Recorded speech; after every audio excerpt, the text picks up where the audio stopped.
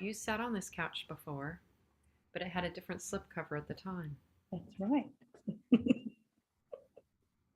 All right, we are live. Hello, welcome everybody. This is Neil with Portal to Ascension. Welcome to the third monthly Portal to Ascension show. Was this the third or the fourth, Chiraya? Might be the fourth, huh? Third. Okay, we did the first one was Humanity Awakens. Then we did the one with you with Shayla. What one was that? That was Reclaiming Your Power. Yeah, and shifting timelines. Yeah. And this is the third one. And we have, ptashow.com. A lot of you have joining in the Zoom room, did sign up on there. And that is our new website for this show. We're planning to go monthly and pick a topic and go, deep in this topic, have a discussion. But more than that, show reverence these specific topics. You know, on PTA, we do so many different events, deep dives with single speakers, multi-day conferences. But this is a little more fun. They're all fun. No, this is as fun. How about that? This is done in a different way where we get to showcase different information and speakers and also provide some music, but also just overall reverence for the subject. And today's topic is ancient civilizations.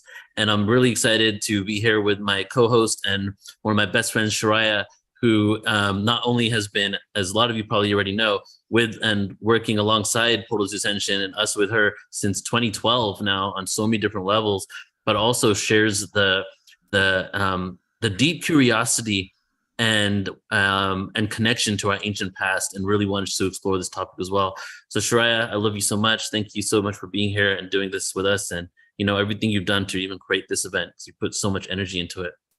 Thank you. And I'm thrilled to be here with some of my favorite people who also love this topic and are in love with the ancient world and the mystery of it, the magic of it, the beauty of it. And we really are here to celebrate it today. So it's a wonderful reunion of souls here as we remember and recalibrate and recollect and feel in, even if just energetically, into our connection with what has transpired before on this planet, which was a worldwide civilization of advanced spiritual beings, which were probably in many cases us in other lifetimes and embodiments with our brothers and sisters, where we had incredible knowledge, power, and wisdom that was blended with spirituality to manifest things in the earth plane that we can't even begin to understand how they even did it right now.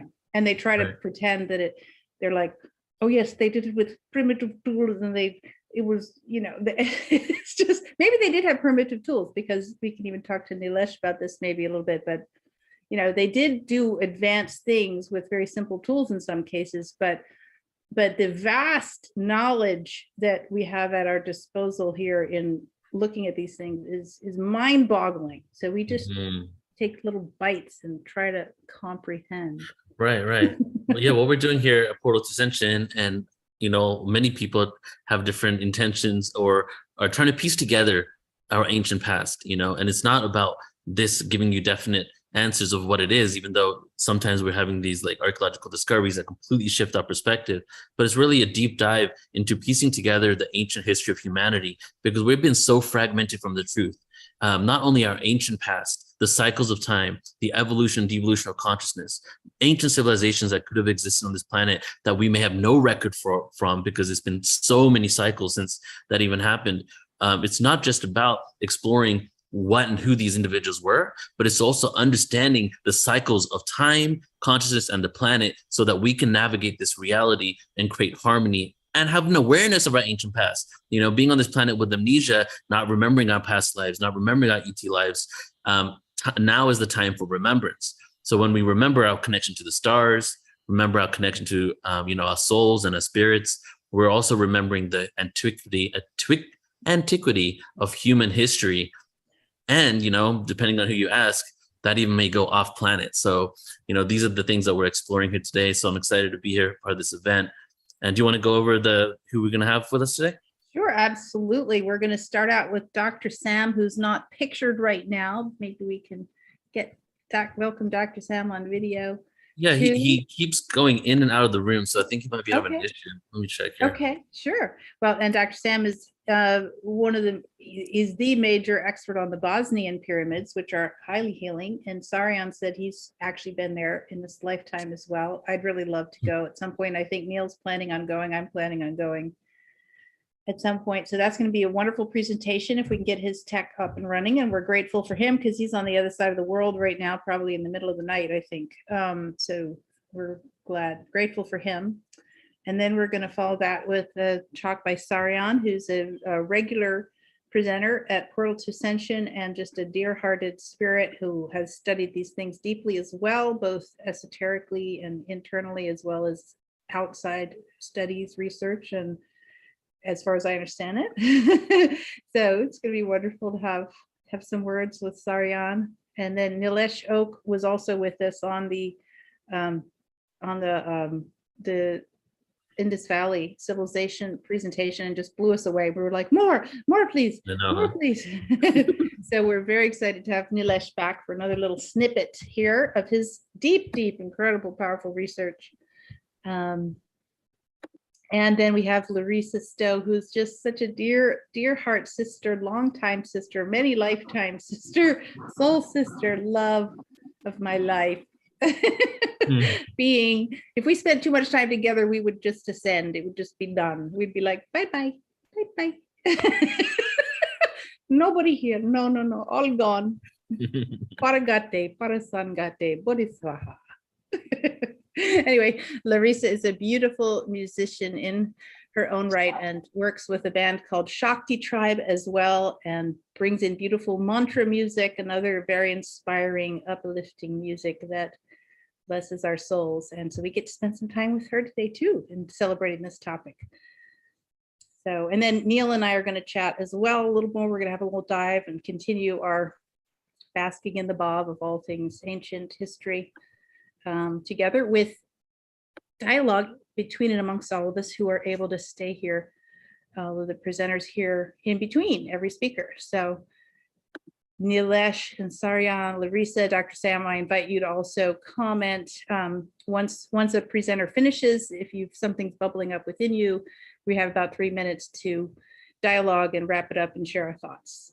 So Beautiful. So we are having issues getting Dr. Sam on. So why don't we skip forward and maybe put him in a later slot? Sure, if he's up for it. It's to be super late out there for him. Yeah, if he can get back on. Otherwise, we'll just keep flowing. Okay, so what would we like to do then? Who would we like to start with? Well, let's start with Saryan because he's right up after Dr. Sam. Okay. All right. So here we go. Yeah. So welcome, brother. And let me just do a brief bio about you before Yeah, sure. On. But everybody, I'm excited to be introducing Saryan here. That we've been working together for quite a few years now. Did a lot of galactic awareness info, and my favorite events, the Arcturian Connection ones. But Saryan actually, through his downloads, experience, research, traveling, is really connected to multiple facets of this awareness that we're now uncovering. That is leading us to this evolution. And so a little bit about his bio here, but he has actually been featured in a couple of ancient history conferences that we've just done. We did the Mesopotamia conference, which he provided his perspective there as well. So Saryan's research into UFOs, ancient civilizations, human origins, and the hidden history of the world took a dramatic turn during his first year of college when he started having out-of-body experiences. Research turned into exploration as he learned how to travel dimensionally and through time in the out-of-body state. Soon he began receiving visions, visitations from angels and ETs that showed the living records of Earth and other worlds. Now, more than 25 years later, he's sharing what he's discovered through his unique journey and process of research, revelation, and psychic exploration. So, Saryan, brother, appreciate you so much. Always love it when you're here. So thank you for joining us.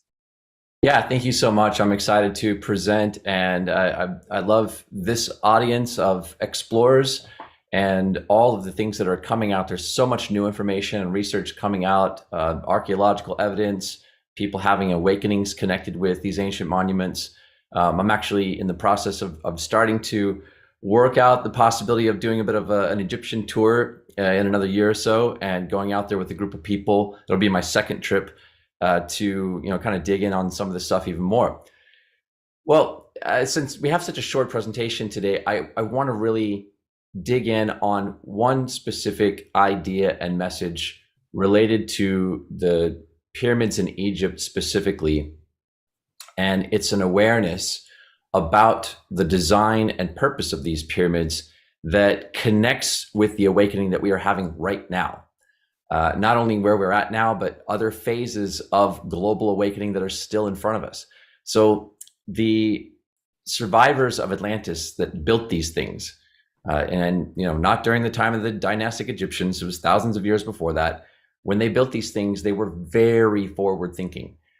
They designed these pyramids to be like living biocomputers that could store profound levels of information. When these pyramids were fully operating, they were connected to other worlds. They were pulling in light from other dimensions. They were broadcasting a field all across the world. And this was a kind of living biotechnology that was incomplete without a group of high-level initiates, high priests and high priestesses that were part of the operating system of the consciousness of this living technology. And so part of the great legacy of that ancient civilization is passed on in the form of vibrational memories that were being encoded into these stones. Now, the Atlanteans, when they were building cities, building these kinds of pyramids, this was not like a typical Atlantean building. If you went to an Atlantean city, you wouldn't see a whole bunch of giant stone pyramids. People can't live inside of them. They built buildings that were very beautiful.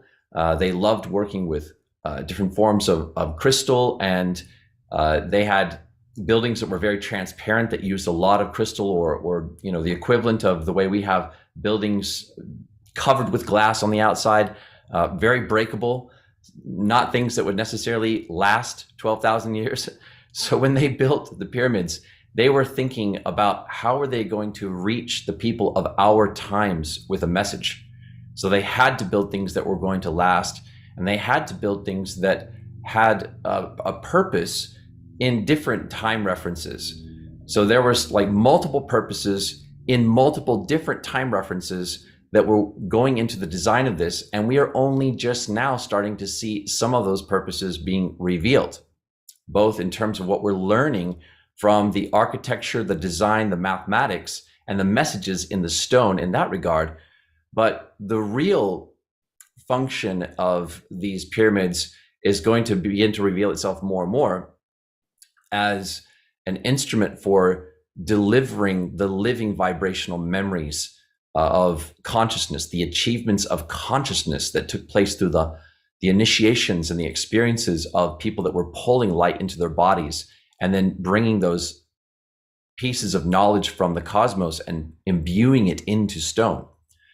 So the light that's flooding into the world now, coming from different ancient star systems, is reactivating these pyramids, and it's raising the vibration of the planet till we reach a threshold where it's like these memories start to just flood and spill over into the field that's being captured and generated and held in our consciousness, so that these ancient memories become available to us. So to me, that's what's the most interesting about the legacy of these ancient times, is the way in which they planned how to store memory so that it could reactivate inside of us. Now, where does my information come from? So back in 1998, 99, somewhere in there, I was out of body, and I went to the Hall of Records underneath the Sphinx in Egypt. I didn't realize that's where I was at first. I was just out of body, and I was in this space where I was able to access all of these holographic living memories of Atlantis. And I started viewing the actual destruction of Atlantis, the destruction of the island, what led up to it. I was fascinated. So I was able to just look and answer questions and leap around inside of different people's bodies. I saw the destruction of Atlantis from many different angles, from being a person on the ground, from being up above it, miles above, looking down at the destruction as it occurred, as if I was watching it from a bird's eye view. And then at some point, I sort of had an awakening, and I realized I'm inside the Hall of Records underneath the Sphinx.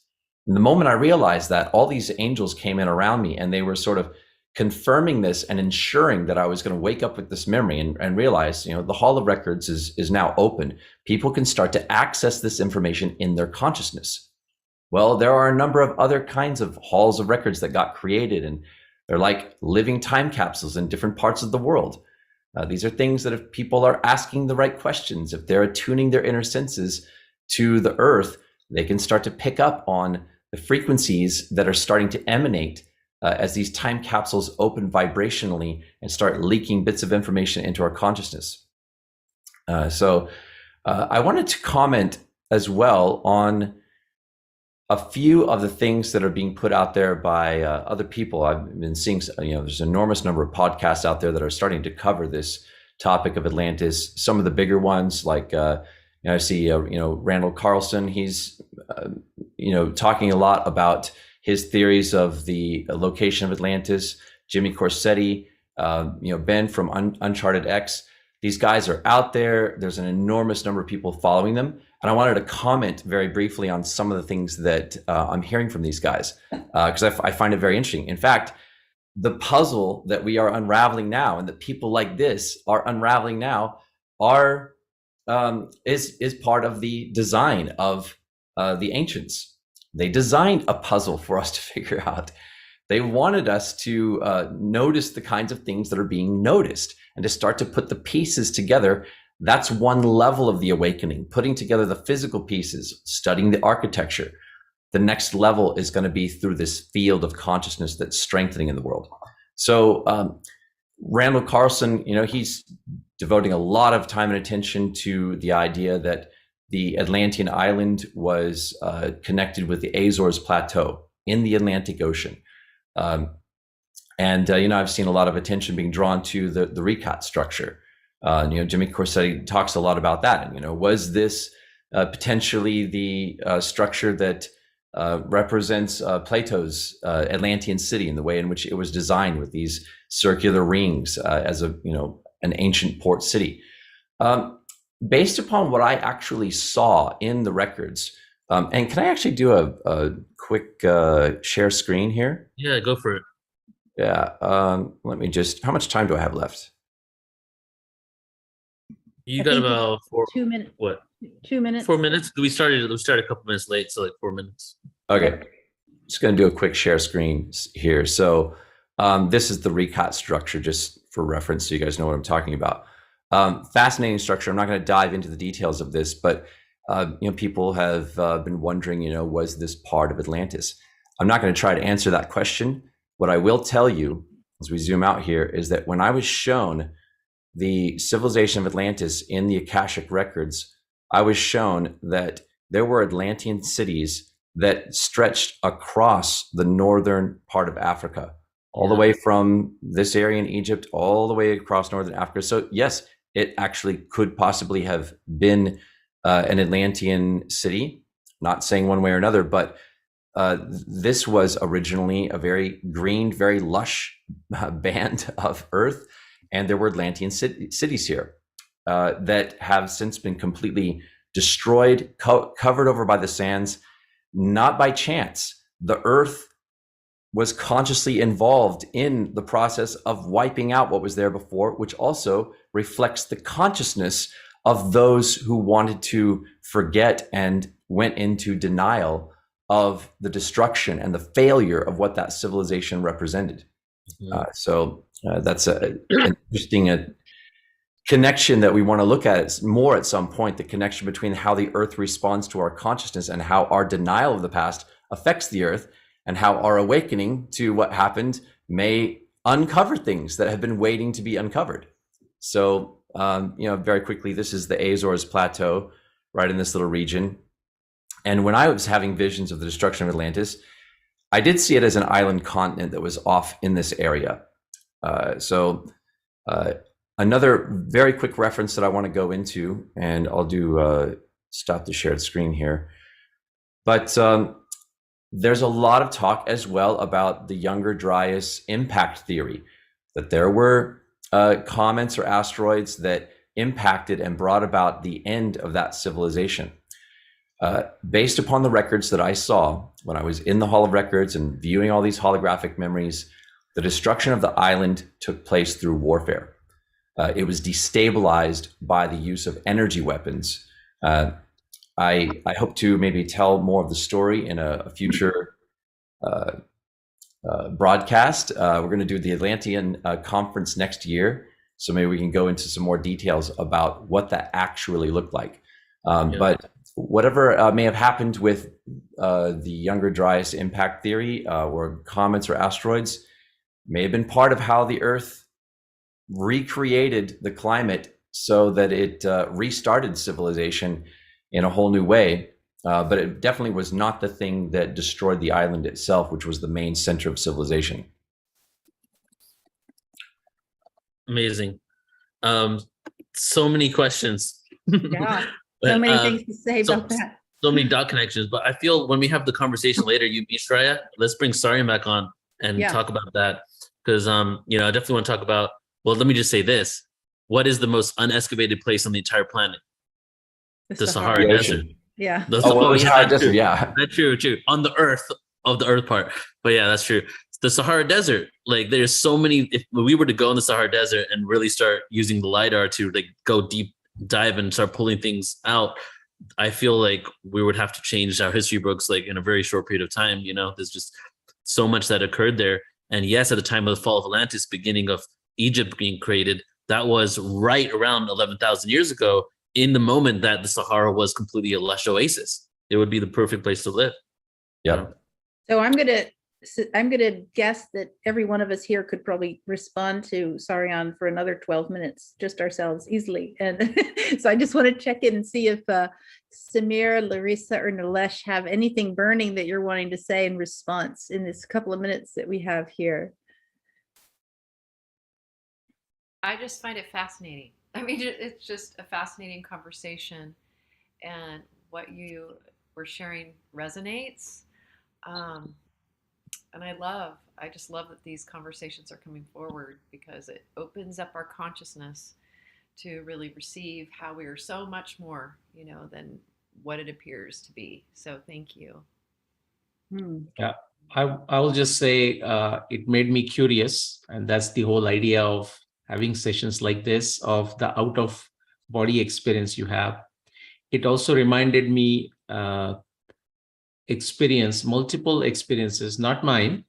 I would love to have one, but one of my gurus, late Dr. P.V. Vartak, in his meditation, he went to Mars and another time to Jupiter. And some other time, I would love to share his experience in a very triangular fashion, scientific fashion, and why it is justified. So thank you for making me think of that experience of my guru, but also building the curiosity.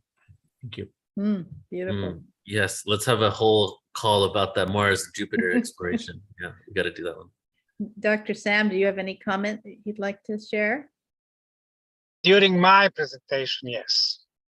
Okay, so so my comment is, one of the things I've been studying about Atlantis here being in Florida, the land of flowers, the Garden of Eden, some think, with Atlantean pyramids in the Gulf and Stargate and all these things that people feel are here, as well as a lot of old architecture, is that Florida was known as part of southern Atlantis.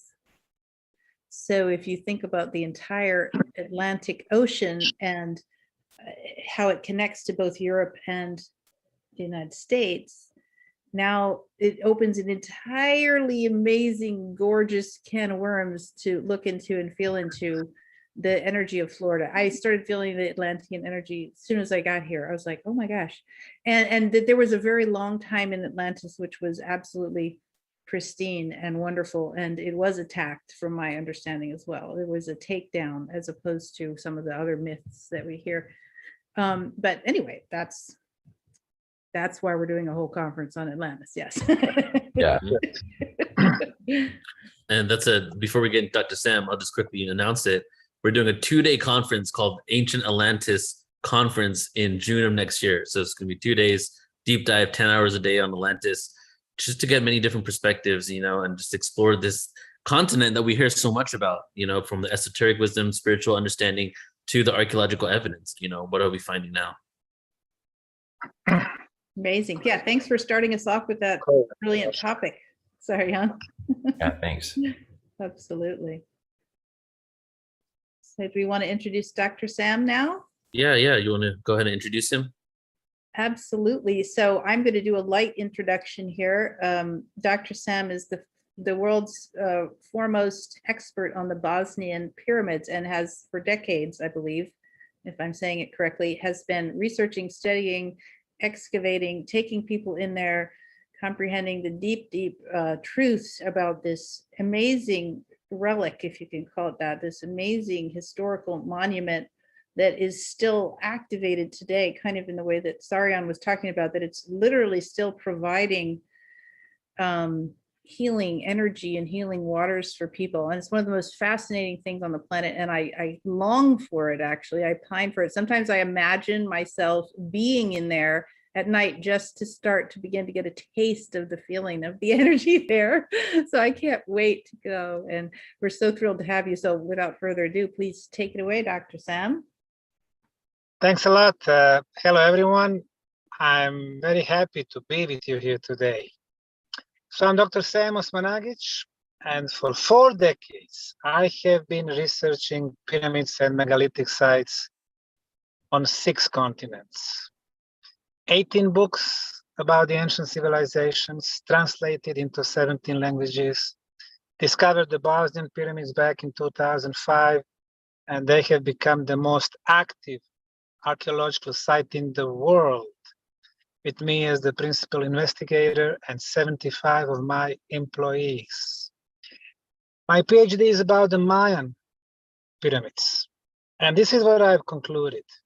Almost everything they teach us about the ancient history is wrong. The origin of man, civilizations, and pyramids. Humans are not the product of evolution. Pathogenetical engineering happened 400,000 years back.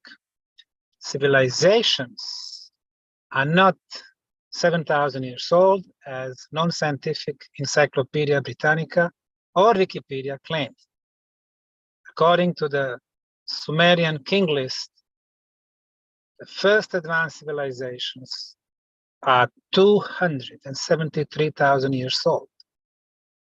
And the pyramids, they are not built only in Egypt and Mexico, but on all 6 continents. From unfortunately destroyed Gympie Pyramid in Australia, which was destroyed last year, to 250 pyramids in central Chinese province of Shanxi, 28,500 years old Gunung Padang Pyramid in Western Java, Indonesia, Koh Ker Pyramid in Cambodia, 7 pyramids on the island of Mauritius, 224 Nubian pyramids in Sudan, 155 pyramids on Egyptian soil, not 118 as Wikipedia claims, 155. I have investigated all of them, have them in my books. 104 pyramids on Canary Islands, 300 in Peru, Acapena Pyramid Complex in Bolivia, more than 100,000 pyramids built by Mayan civilization in Mexico, Guatemala, Honduras, El Salvador, Belize, 97% of them being covered by soil, vegetation, in forests, in jungles. In the United States, we have 120 pyramids remaining in what's called Cahokia National Park in the state of Illinois. In Europe, 3 Palencia pyramids, 43 on the island of Sicily, Italy, 1 on Sardinia, 16 ancient Greek lands, and finally the Bosnian pyramids. I discovered them back in 2005 when I came to visit the local museum in the town of Visoko. And then I saw this hill with 4 sides, 4 triangular faces. Even though covered by forests, I could notice perfect geometry, 4 corners, same slope from bottom to the top. I took a compass, it showed me the perfect orientation of the sides to the cardinal points, east, west, north, south. And by then, I I've learned that pyramids in China, Egypt, Peru, Cahokia, Indonesia, Cambodia were oriented to the cardinal points, east, west, north, and south. I started preliminary research in 2005, finding more proofs. Finally, I wrote the book, had a huge press conference, announced to the world that the first European pyramids were discovered. Since the cultural establishment of Bosnia and later the whole world was against the project, claiming there are no pyramids in Bosnia, we had to find creative solutions for our work. So we opened the projects for the volunteers from all over the world. So far, in the last 13 years, 3,750 volunteers from 64 countries.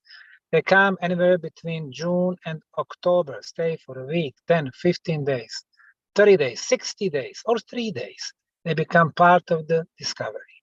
What did we discover? 6 pyramids, which we named Pyramids of the Sun, Moon, Dragon, Earth, Love, and the 6th pyramid, the Tumulus complex, which consists of 2 tumuli. These are artificial conical hills, and huge network of the underground tunnels. We've discovered 6 entrances to those tunnels, built in prehistorical times, 30,000 years ago. So far, we cleared 2 miles out of 60 miles total.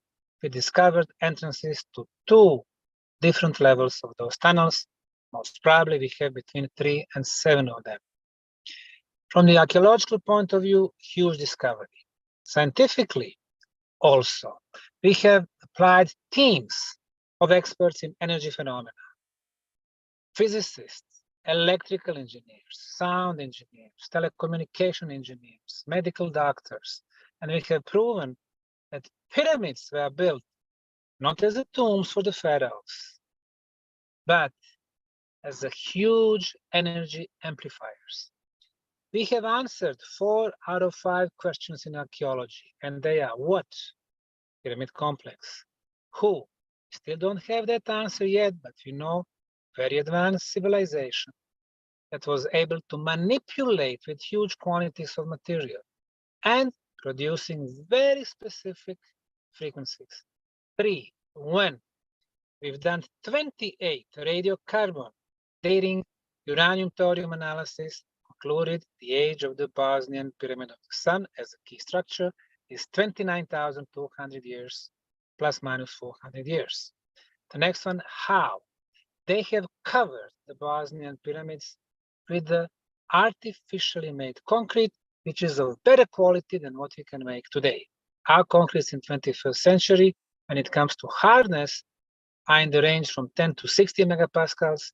The concrete that covers Bosnian Pyramid of the Sun from 73 to 155 megapascals, and we cannot make such a quality with our technology. The last question, what? What was the purpose of building such a huge complex, far bigger than the Great Pyramid of Egypt or Giza complex? The Sun Pyramid in Bosnia, 360 meters, Great Pyramid of Egypt, 146.6. So, what was the purpose? We realized that the shape of the pyramid amplifies the energies. Pyramid of the Sun is built above huge iron plate. Iron generates electromagnetic field. The pyramid pulls this field, amplifying it. How do we know that? Because we measure it at the base, at the top. At the top, signal is 50 times stronger. We repeated this experiment with my Russian colleagues. In the case of the Red Pyramid in Dahshur in Egypt, the same result. Secondly, below the pyramid in Bosnia, underground water flow, water moves, releases negative ions that are highly beneficial for us. And then we measure the concentration of negative ions, and they are the biggest on the planet. I measure them everywhere, from South Africa, Jordan, Egypt, Vietnam, US. Today, right this moment, I'm in Montana, researching Montana megaliths, also perfect discovery here. But the concentration of negative ions in Bosnian pyramids are by far the largest on the planet. The next energy source The second water flow below the first one. Between them, fraction, charge, electricity. The pyramid pulls this electrical field. It goes through 7 levels of tunnels in the pyramid, going through the top of the pyramid as the energy beam, which is measurable. It's 13 feet diameter, then it expands to 70 feet, coming back to 13, 70, 13 elliptical, 28 kilohertz frequency of electrical field. It's continuous all 4 seasons, spring, summer, fall, winter. In science, they are called scalar waves. The brilliant mind of Nikola Tesla was experimenting with the scalar waves in 1899 in his lab in Colorado Springs. In the last 50 years, the Russian physicists were doing the same. They concluded that the speed of the scalar waves is much bigger than the speed of light, or at least the speed of information within scalar fields are much bigger than the speed of light. So our conclusion, the first potential purpose of pyramid energy, communication device. Second one, we have noticed that people go to our underground tunnels, stay for an hour, come back, they feel much better. People with a high blood pressure, it gets normalized. People with a high sugar in the blood, it drops for 5, 6 points. People with all kinds of pains are gone. People with the mental problems, helps. People with very serious diseases, we can see revolutionary improvement of the health. We've done scientific research, concluded we have combination of 9 factors, 9 elements. Very quickly, the first 5 is the absence of all harmful radiations. In the tunnels in Bosnia, no harmful cosmic radiations, no natural radioactivity, no geopathogenic radiation, no signal for the cell phone, no signal for the Wi-Fi. For the first time when you enter those tunnels, your body cells don't have enemies. They can start doing their job, and that will be resolving the problems in the body, starting the regeneration process. And we also measure for more energy properties. So number 6 would be the best frequency of electromagnetic field, 28 kilohertz. That's our planetary frequency. Number 7, the best frequency of the ultrasound, also 28 kilohertz. There's the levitation frequency. People feel light. Number 8, extremely low frequency, ELF, 7.83 hertz. In science, it is called the Schumann resonance, original Schumann resonance. It's not in America no more. It's not in the contaminated places, but it is in the tunnels. So this frequency brings us back to the balance. And number 9, high concentration of negative ions. The combination of those 9 elements makes the Bosnian pyramid tunnels the safest and the healthiest place on the planet. The purpose number 3 of the pyramid energy, to improve the molecular structure of the water.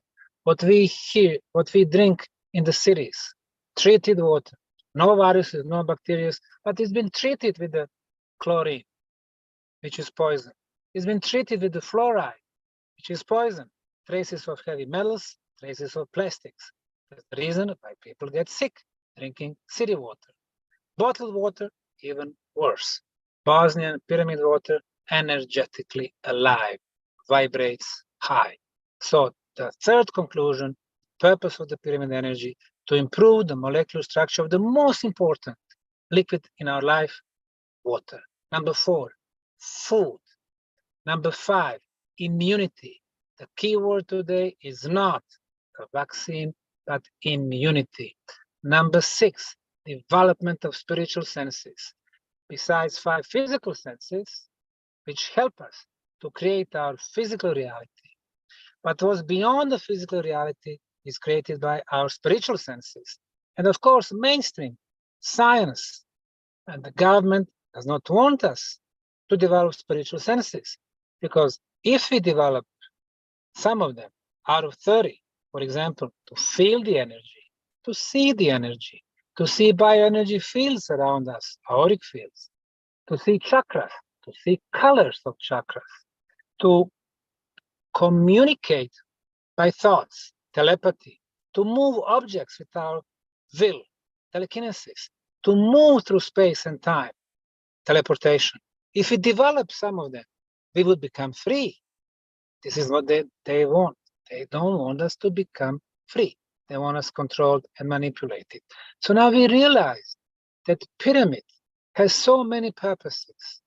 They were built not for one dead body, but they were built to serve the communities and to last almost forever. Thank you. Amazing. Just Thank you so much for that download. that was the cliff notes of global Yeah. pyramids. Yeah, I think we should organize a trip to, these words are just coming out of my mouth, Neil. I think we should organize a trip to the Bosnian Now, pyramids. talking about the trips, yes, please be serious, because we are the only huge archaeological site in the world, not run by the government, museums, ministries of culture, or universities, but by non-profit, non-government organization. 2018, we had 40,000 visitors. 2019, 50,000. 2020, first Corona year, 74,000. Wow. 2021, last year, 136,000. 2022, we project at 170,000. Very soon, 250,000, and then 500,000. I told you I had to be creative when it comes to run the project. So even though I have been biggest donor for last 15, 60 years, now when I got my business in Houston sold, so we rely on archaeological tourism, on tourists, on groups, on people who come there and enjoy for a week. You know, people thought seeing the pyramids like in Egypt is to go there, take a selfie in front of big pyramid, Great Pyramid of Egypt, ride the camel, and that's it. Wrong. Pyramids. Climb the pyramid top, go to the tunnels, feel the energy, feel the healing, talk to the like-minded people, stay for a week, go to the tunnels twice a day, see the biggest stone spheres on the planet, meditate on top of the tumulus or on the sun, moon, or love pyramid. And then you realize that pyramids are much more than simple, even though sometimes monumental structures. Ariane, I sense you have something you want to share here. Yeah, I have been there. I've been down in the tunnels. Can I do a share screen real quick?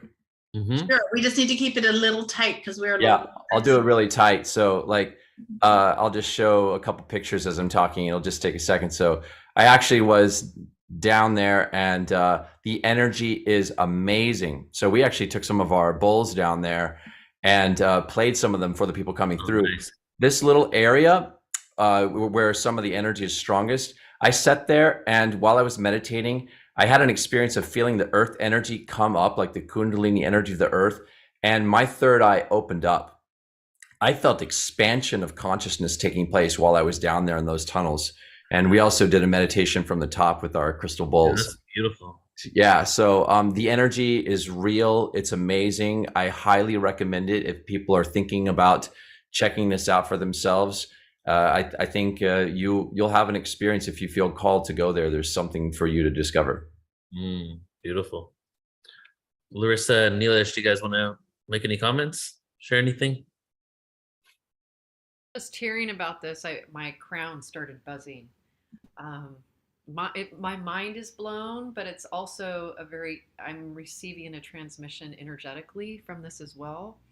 And I'm just so happy. To be honest, it's, I have like, oh, I want to go there. I want to experience this even more so than in Egypt. For some reason, this is just like, wow, this feels really big and such a huge discovery of healing for our planet. It's fantastic. Thank you for sharing. Yeah, thank you for sharing this. We couldn't have made this even after planning, which is what Dr. Cyron referred to when talking about the pyramids going to 12,000-year-old pyramids. And referring to the Sumerian records or Sumerian history, you referred to 270,000 years of the king list. And when I present, I am going to present two numbers which resonate with these two numbers too. Amazing. Beautiful. So connected. It's so connected. I think that's the biggest thing we've got to wrap our mind around is that we get taught that these things are siloed individual instances, but I invite everybody to sort of crack that shell and be like, wait a second, this is the whole world was in communication with one another around the world. And much, much, much more was going on than what we've been taught. So Exactly. Yeah, it's such a profound discovery. I would say this is one of the most profound discoveries, not just the fact that, the carbon dating goes, I think you said 29,000 years, right, Dr. Sam? Yeah, that's a couple of cycles of consciousnness, right? Who are these people? But then also the fact that there's all these miraculous healings going on. What if we could figure out how to duplicate this technology in order to really create healing around the planet? And that's, I guess we'll just close out with you on this question, Dr. Sam. You've tried to mimic certain things that were going on, such as the magnetic field from the top and the bottom. Have you guys tried to do the same thing with the technology in the tunnel, like create that outside of the tunnel to cultivate that experience, or is that even possible? Well, the major thing is to reduce the harmful radiations that we are exposed every day. If we can have a signal for the phone, it means we are exposed to the beta electromagnetic field. If we can have internet, it means that we are either under 4G or 5G, tomorrow 6G network. They are extremely bad for us. We are here in my case, under blue Montana sky. A lot of harmful radiations coming my way. So we need to remove all this harmful radiation, and then the body cell starts this regeneration process by itself. And if you have some helpful energies, then detoxification process continues. And then, of course, we need to take care, what we eat, what we drink, what we think, where we spend our time, in nature, in harmony, or within four concrete walls, watching the magic box, telling us how many deaths and how many fires and so on. So it is really the choice of every one of us, what kind of the world we are going to live in. Right. Yeah, it's really like a roadmap, if you will, of the different things that we don't really need in society or are creating detriment to us in a negative way. And then we can maybe figure out either if we need them entirely, because, obviously they're resulting in us sickness, or if we can create that same effect using a frequency that's harmonic and has a beneficial experience to humans rather than. So we're doing everything so unconsciously. We're just creating frequencies and not figuring out that, people are vibration and that vibration could affect our vibration. Correct. Right? Mm-hmm. Correct. And Beautiful. So, Neil, we have about 10 minutes to our next segment. We have time? So in other words, why don't we just use our segment to continue this amazing conversation with everyone? Yeah. You are like, let's just keep going. Because we're getting in here and we're bringing up some things. So I just invite everybody to keep going until our next, let me just double check here on the timing. So until about 3:03, which is Eastern time. So another 12 minutes or so, we can just chat here. And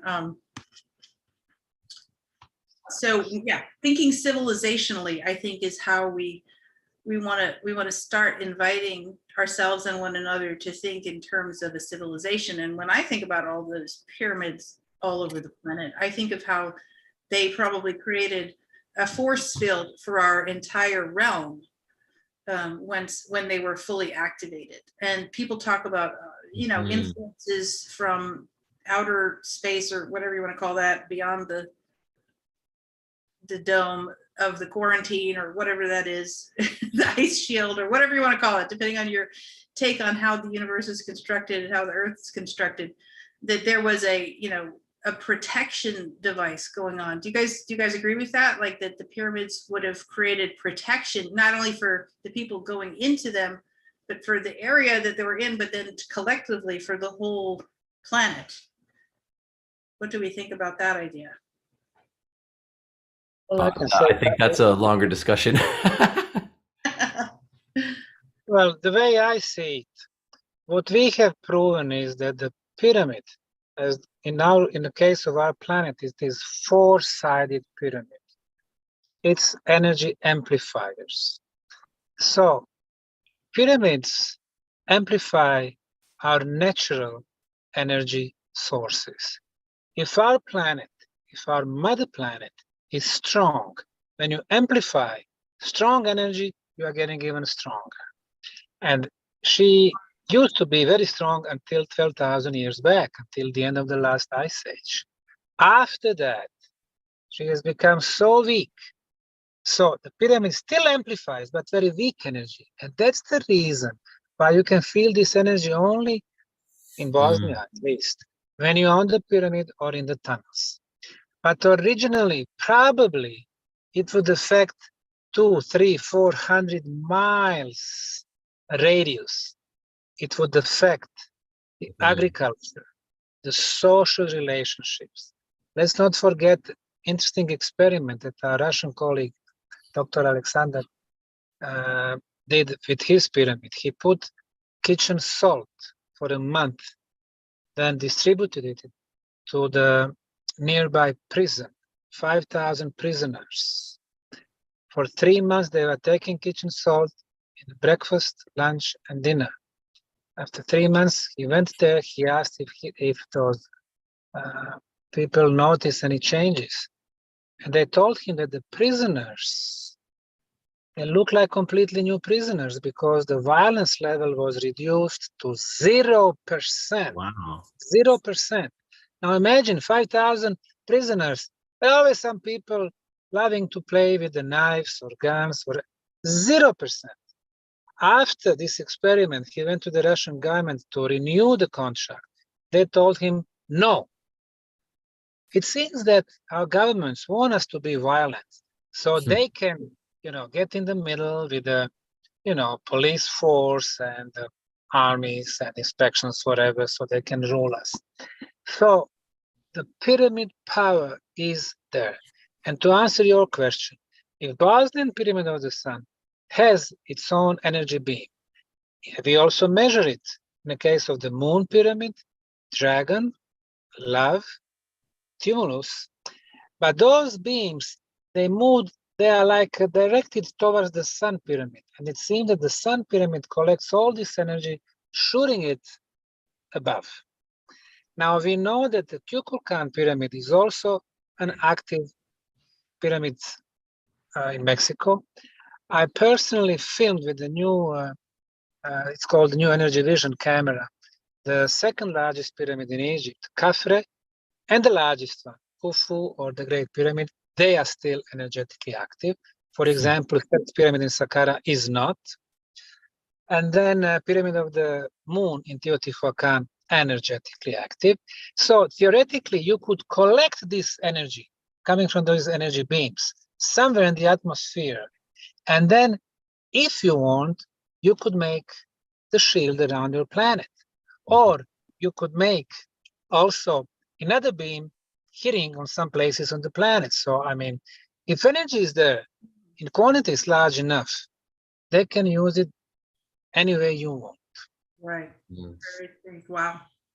Sarian, did you have something you wanted to add to that? Yeah, well, in my memory of the Egyptian mystery schools and the college of high-level initiates that were working with the Great Pyramid and those temples when they were active, like I said, they were the key component. They were able to capture these energies. They were part of the multidimensional channel that these pyramids were designed to create. And so the field that broadcasted out and held the whole civilization in that field was not just coming from the pyramids, it was coming through the chakras of these Egyptian initiates, which were greatly expanded beyond the confines of the physical body. Like most people walking around, their chakra fields are very compact and closed down by comparison. So, anyone that's had an experience of feeling like a chakra open, whether it was sacral, heart, third eye, we're getting a glimpse into the way that these initiates were walking around all the time in the field of these pyramids.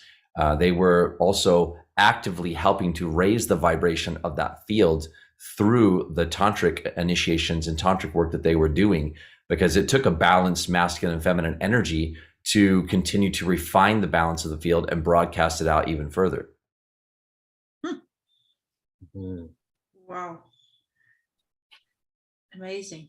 Nilesh, does the anything that you want to add there? No, okay, yeah, just taking it in. Larissa, any comments? And this has not been an area that I've really explored, so I'm just really taking all this in and getting a lot of transmission from it. Mm. More than anything else, it's like I feel, just move. I keep feeling Shakti just moving through my body. Right. And I'm very grateful to be here to receive all this, this Mhm. mind blown. It's like, oh, right. Okay, this is a complete different way of experiencing the understanding around the pyramids. Just like, it's like, And wow. our health is such a big issue right now, right? Like that the ancients had the setup for health to be the norm and to be expanded and probably to feel better. We can even imagine feeling right Mhm. now. A whole different value system. Dr. Sam, I want some of that salt. Can we get, you have that, like, that would be an amazing thing. Can we go on some website and order some salt that's been hanging out in the Bosnian pyramid? Well, What- even better, water. Water. Mhm. We have discovered 5 tunnels with the water, and we've analyzed. First, we've done conventional analysis, which is physical, chemical, microbiological, no viruses, no bacteria, no fungi whatsoever. pH is excellent. It is not neutral 7.0. It's 7.45. Our blood is 7.35 to 7.45. And finally, when we sent the samples to the late Dr. Masaru Emoto in Japan, we could see that the molecular structure is hexagonal. It's a beautiful crystal-like structure around it. This is energetically happy water. It's alive water. It vibrates high. Everything in our life is, like Nikola Tesla said, about the energy, frequency, and vibration. Right. Purpose of our life is not to grab and have material stuff. It is to vibrate high, to live the life which is fulfilled, joyful, happy, with love, to vibrate high. And this water has the highest vibration possible. That's the reason why we started, bottling it, selling it souvenir with very small quantities. You can mix it with the regular water, since the Bosnian pyramid water has superior information. Very soon, that bottle of water starts vibrating higher. So water is so important. Volunteering is so important. Coming to the site, spending a week meditating, diving deep into our inner universe is important. Having contact with other people from all parts of the world is important. So, we also purchased 1 million square feet of swampy land, muddy land with a lot of trash. We transformed it into one of the most beautiful parks in Europe. We have become the cultural oasis, sports oasis. We built tennis courts. Novak Djokovic, world #1 in tennis. He's been coming regularly now. We do sessions of yoga, meditations, book promotions, festivals of tango and salsa and folklore and singing and dancing. That's it. I love Bosnia. Yeah, we are showing the different concept of living, not what they try to force us to, transhumanism. Yes. But the concept where you live in harmony with the nature and other human beings. We are not here to, have this social distancing thing where everyone should be our enemy. On the contrary, we are social beings. Everyone is our friend. Yes. We're in the process of rediscovering and uncovering a lot of things, but many things have been uncovered already and they just need to become mainstream now, and everything you're sharing, Dr. Sam, is that You know, like the solutions are there in plain sight at this location. Not only how to heal from illness and sickness, but the fact that this great civilization existed at a time that we were told that there were only primitive people around on the planet, Correct. right? Correct. Like, who Yes. were they? What did they know? Where did they get the information from? Was it meditation? Was it some star beings? Did they come from an even more ancient civilization that passed it down? So these are the questions that I feel and I hope that we're going to start uncovering, you know, in our future, right? It's the next step. It's the next step, right? You said it's the one thing left. Like, who were these people? Exactly. Mm-hmm. Yeah. Beautiful. Well, thank you for that conversation, everyone. And Neil, now is the time for us to make a few announcements about what's coming up at Portal to Ascension. Yes. Okay, let's do it. How much time do we have for announcements here? 2 minutes, I believe. All right, everybody. So I'm just going to quickly show the Portal to Ascension conference that I've announced a couple times, but we haven't done a full broadcast on it yet or anything like that. So we have a lot of things coming up at Portal to Ascension, as a lot of you may know. Our new website is underway, almost there. Final tweaks happening right now. Many more hours of content being launched on a new site than we have on a current one. Maybe another 1,000 or so plus free hours of content, including documentaries, presentations. Such a robust platform. Not only are we going to have retreats, and sorry, we need to talk later because we're taking 2 groups of people to Egypt in September. So I'm thinking maybe we can collaborate on something. So we'll talk. But so that's going to be on our new site, the retreats to Egypt. We have courses coming out. We have our online events, and we have the Portal to Ascension Conference San Diego, plus the Portal to Ascension Conference Glastonbury, which is going to be launched within a few days. So we're taking Portal to Ascension internationally, as in regards to live events. From May 1st to October, I'm going to be in Europe, living in the UK and other places. We're going to be doing pop-up events, Portal to Ascension events everywhere. And but Glastonbury is going to be the main conference that we're going to do, 3-day event there, connecting to Avalon, some King Arthur energy, some ancient Celtic wisdom, and overall ascension work. But I want to just share this for the next minute here. Is after 3 years of being online, right, we are now back live for the Portal to Ascension Conference. This is the 5th annual one. And it's going to be in San Diego, California at the Marina Village Conference Center, which is like 5 minutes from SeaWorld, overlooking the ocean. Super beautiful. And I'm just like really excited to be able to go back to live events because I love the online events. But since I do so much online events, just imagine me during COVID, like I was exponential online events. I was just like on one every single day. And it got to a point where I'm realizing that what was I missing in my life was connection, more connection, deep connection, networking, coming together, sharing, singing, having a good time, and spreading this awareness in person. So it's a beautiful opportunity now for us to go back live again. So April 21st to 23rd, 2023, we're going to be in San Diego, California for the return of the in-person Portal to Ascension Conference. And I just will show you some speakers here really quick.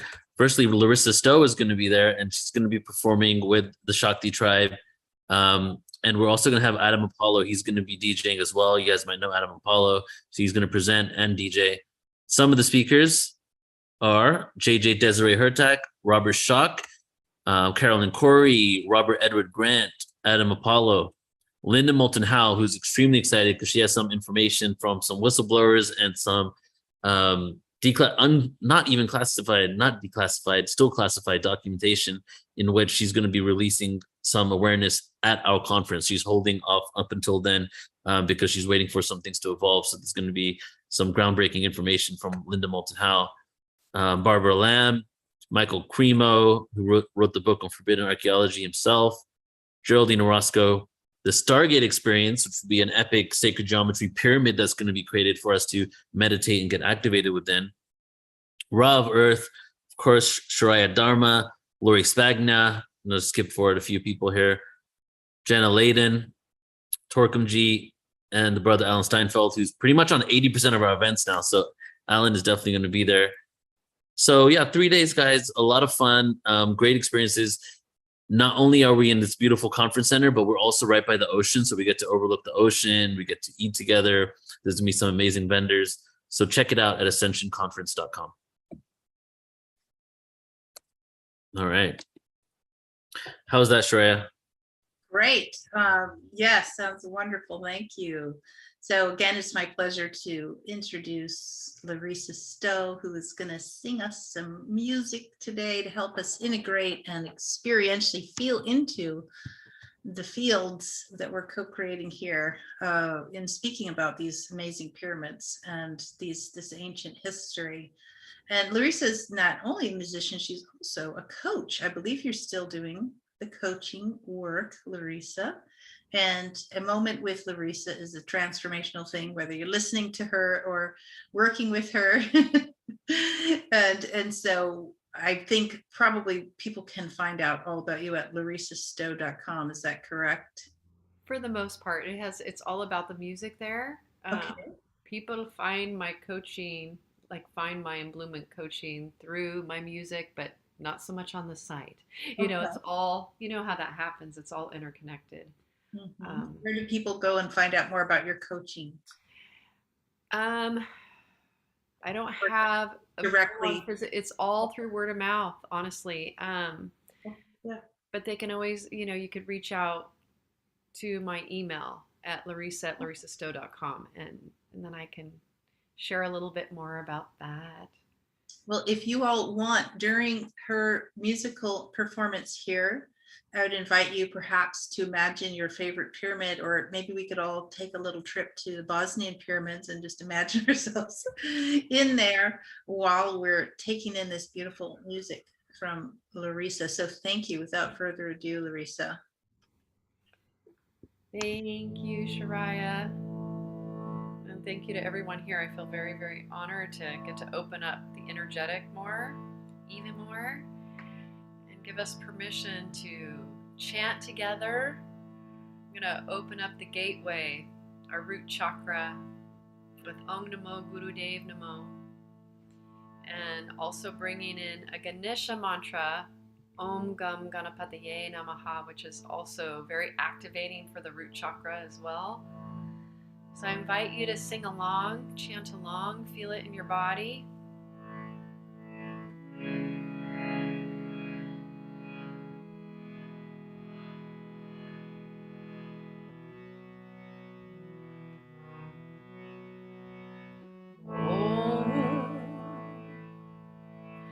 Namo Gurudev Namo Om Namo Gurudev Namo Om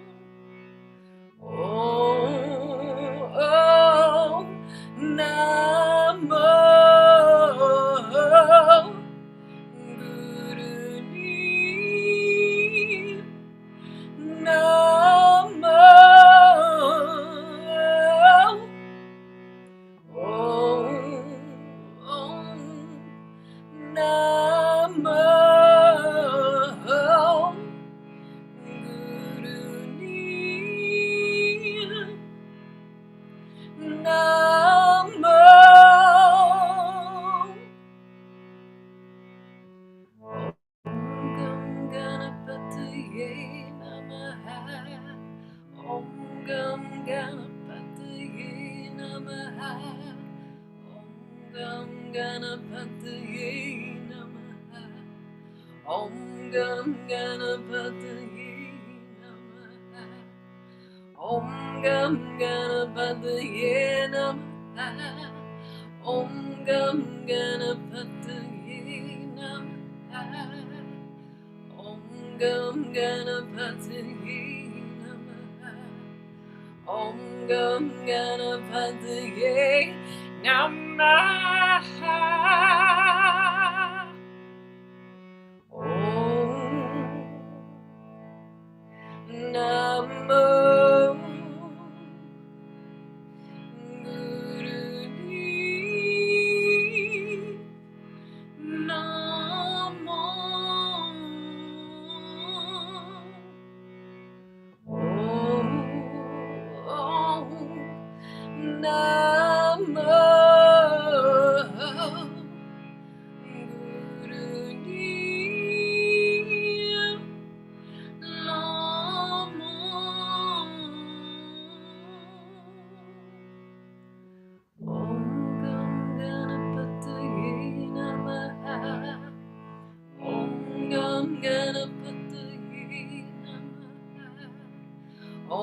Gam Ganapataye Namaha. Om Gam Ganapataye Namaha. Om Gam Ganapataye Namaha. Om Gam Ganapataye Namaha. Om Gam Ganapataye Namaha. Om Gam Ganapataye Namaha.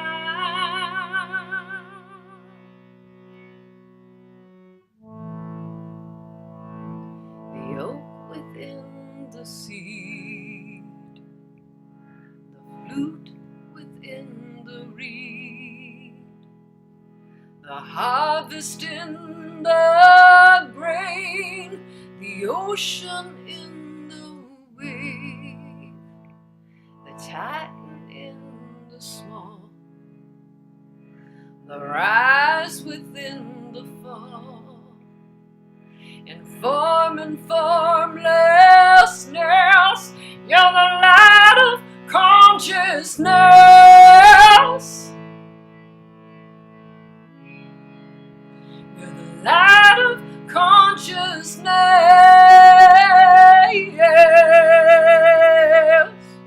You're the light of consciousness.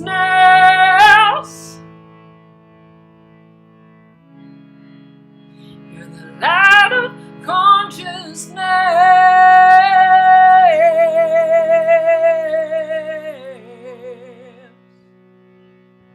Om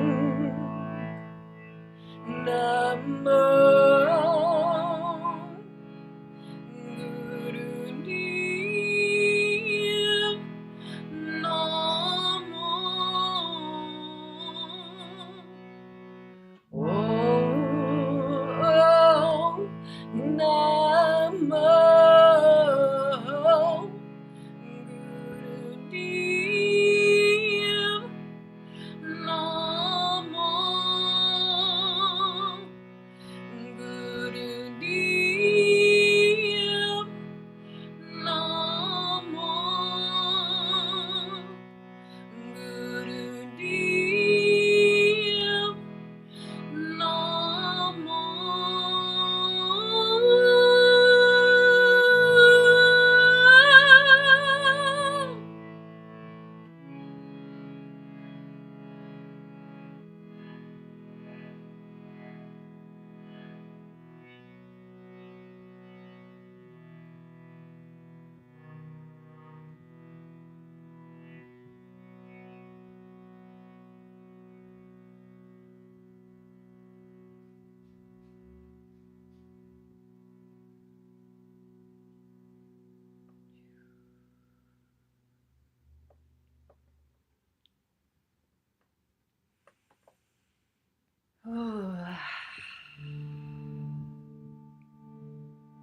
Want to do one more? Yes, yes. So I wanted to bring in one for activating our Kundalini, like supporting the activation of the Kundalini, which is such an inside-out teacher, and helping to also stabilize the Kundalini as well. It says Om Aim Hreem Shreem Sa Adi Shakti Namah.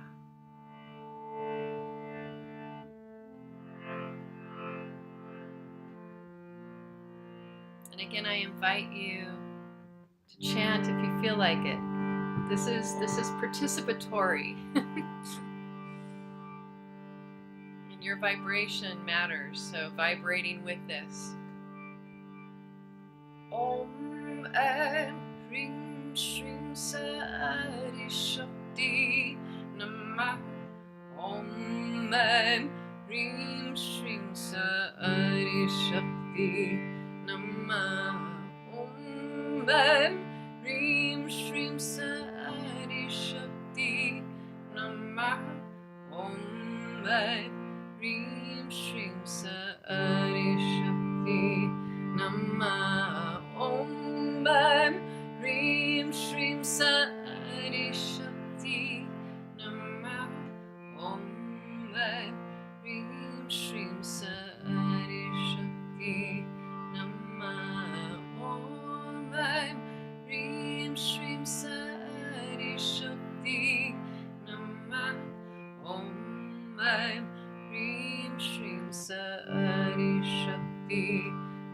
Om Aim Rim Shrim Sari Shakti Namah Om Aim Rim Shrim Sari Shakti Namah Om Aim Rim Shrim Sari Shakti Namah Om Aim Rim Shrim Sari Shakti Namah Om Aim Rim Shrim Sari Shakti Namah Om Aim Rim Shrim Sari Shakti Namah Om Aim Rim Shrim Sari Shakti Namah Om Aim Rim Shrim Sari Shakti Namah Om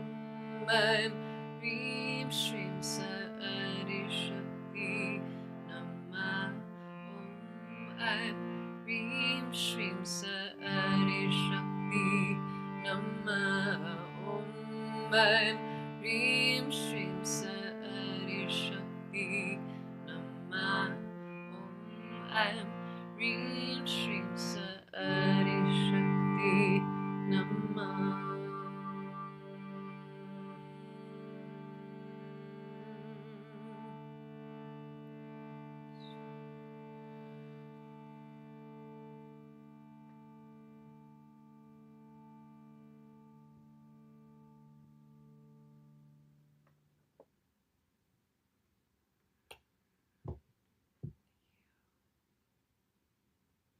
Thank you.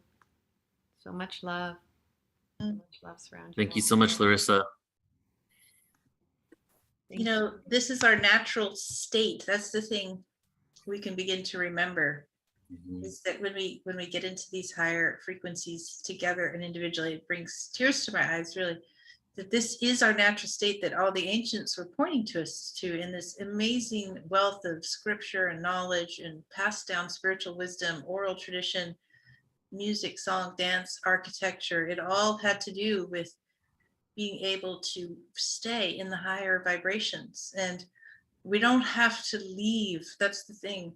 We get tranced with the world and all of the things going on, and it's just like, oh, and then there's this, oh, and then there's this, and we're chasing, the gunas are chasing us, or we're chasing the gunas, and and we get entranced, and then all of a sudden we're like, wait a second, where did that wonderful feeling go? Oh, well, this is why we practice. This is why we have a spiritual practice, whatever flavor anyone wishes to have. Keep bringing ourselves back to that beautiful state you brought us into. Thanks. It's my pleasure. It's my spiritual practice. As you said, that spiritual practice is absolutely necessary. Right. Daily spiritual practice. Daily, multiple times a day. Yeah. Especially right now. Necessary, especially now in the world, that we have this time to connect with our heart and connect with source inside out. Yeah. I feel like we're at a time where it's time to bring back harmony to the planet. We've been living disharmonically for quite some time.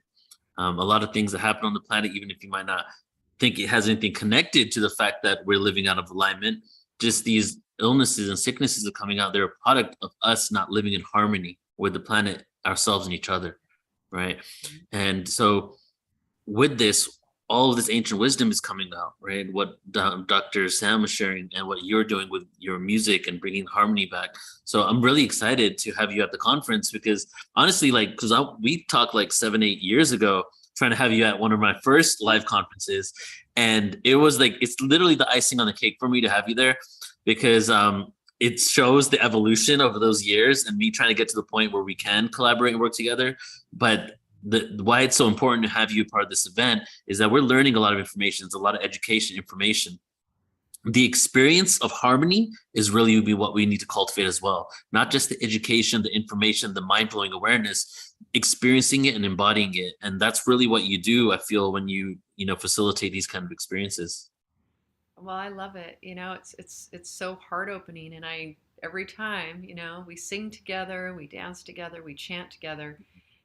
it does really activate Seriously. that higher vibrational frequency within us. It realigns us with who we are, with source, with authentic self. So Mhm. I need it. Like I can not go a day anymore. Like years ago I thought I could, but it's like no.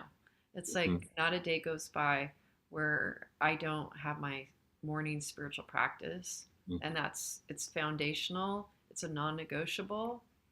And sound healing, working with these beautiful frequencies of sound, it just, and the Right. mantras, the Sanskrit mantras, so powerful because it's not really meaning based as much as it is vibrational based. So Yeah. you can't help it, but you get into those frequencies But with feel it. Sanskrit and with the music, and it's it just It's brings back the spirit. numerology too. It's all the frequencies and the sounds have numbers associated with them, and the yantra and the mantra and the entire vibration, and then the Sanskrit words are compound words, so they and they have multiple levels of meaning to them as well. So as you begin to dive in and study and embrace the scriptures, then you begin even me just being able to study it from English. I like to see the words, the Sanskrit words, just to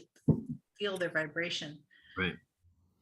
But as they say, when the student is ready, the teacher will come, and the teacher comes in many forms, including looking into this ancient history and all that has to offer, the wealth of spiritual knowledge there.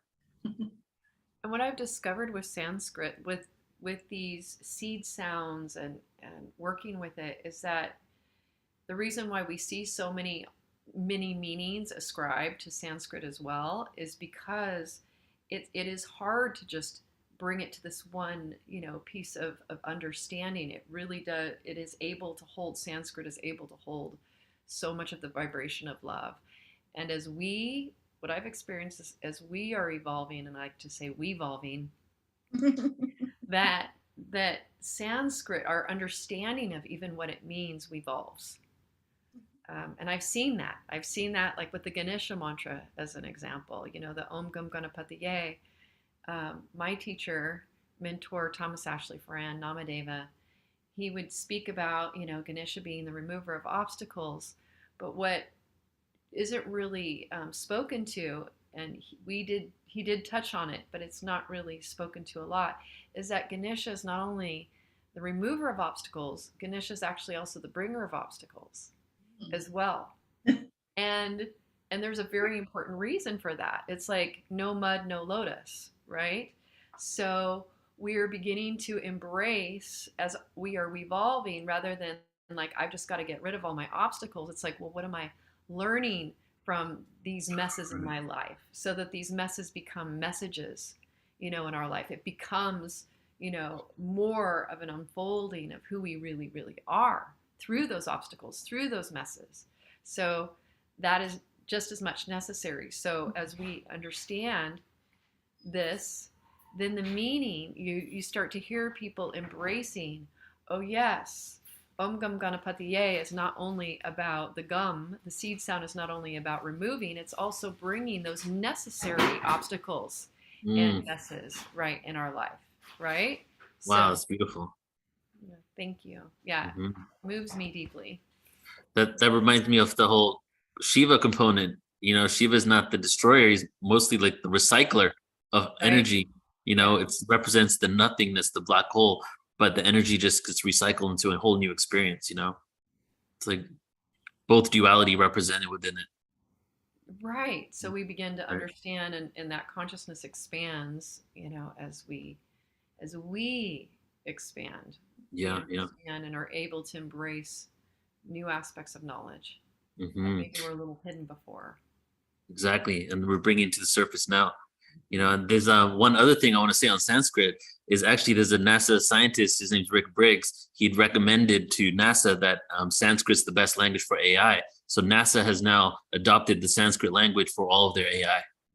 And it's because of the multidimensionality behind it all. Frequency, vibration, mathematics, harmonics, So, whatever you think about the agenda there, I'm not talking about that. The fact is that this language is so multifaceted that they're realizing it's the best way to have organisms that we're creating become sentient on themselves, by themselves. Wow. Right? It's pretty profound. Yeah. That's profound. That's Mhm. incredible. Yeah. Right Larissa, on. thank you so much. Yeah, I just wanted Go to ahead, check Sarah. Sarian to see if you had a comment you wanted to. Oh, yeah, go for it. Sarian, were you wanting to share anything? You good? Okay. You're muted. Okay, you're good. Right. Yeah. Wonderful. Well, then, without further ado, I look forward to introducing Nilesh now for everyone. And so, Nilesh Oak is an author, researcher, speaker, and corporate consultant, and he holds a Bachelor of Science and Master of Science in Chemical Engineering, and also an Executive MBA. He has published 3 books and writes extensively on ancient Indian history.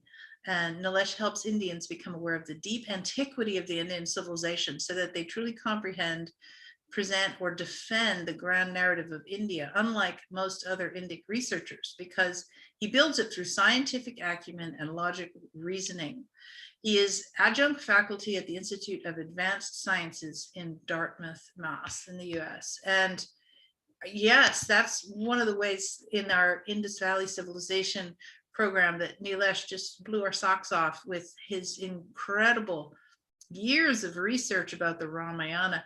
And you can find that on the portal2ascension.org site if you want to go back and listen to that presentation during that conference. And so, Nilesh, thank you so much for being on today. And we very much look forward to seeing what you have to share with us today. Thank you so much. Thank you to all the previous speakers.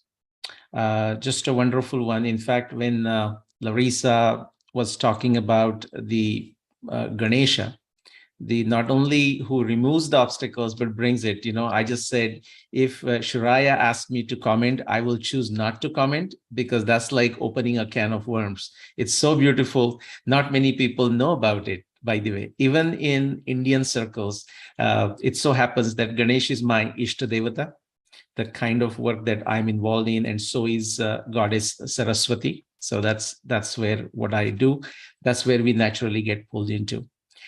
Some of the things that I would like to discuss today, it will bring in, and I did not plan it, and you know that because other speakers did not tell me what they were going to talk about. In fact, it is my first introduction to a number of you, actually all 3 of you.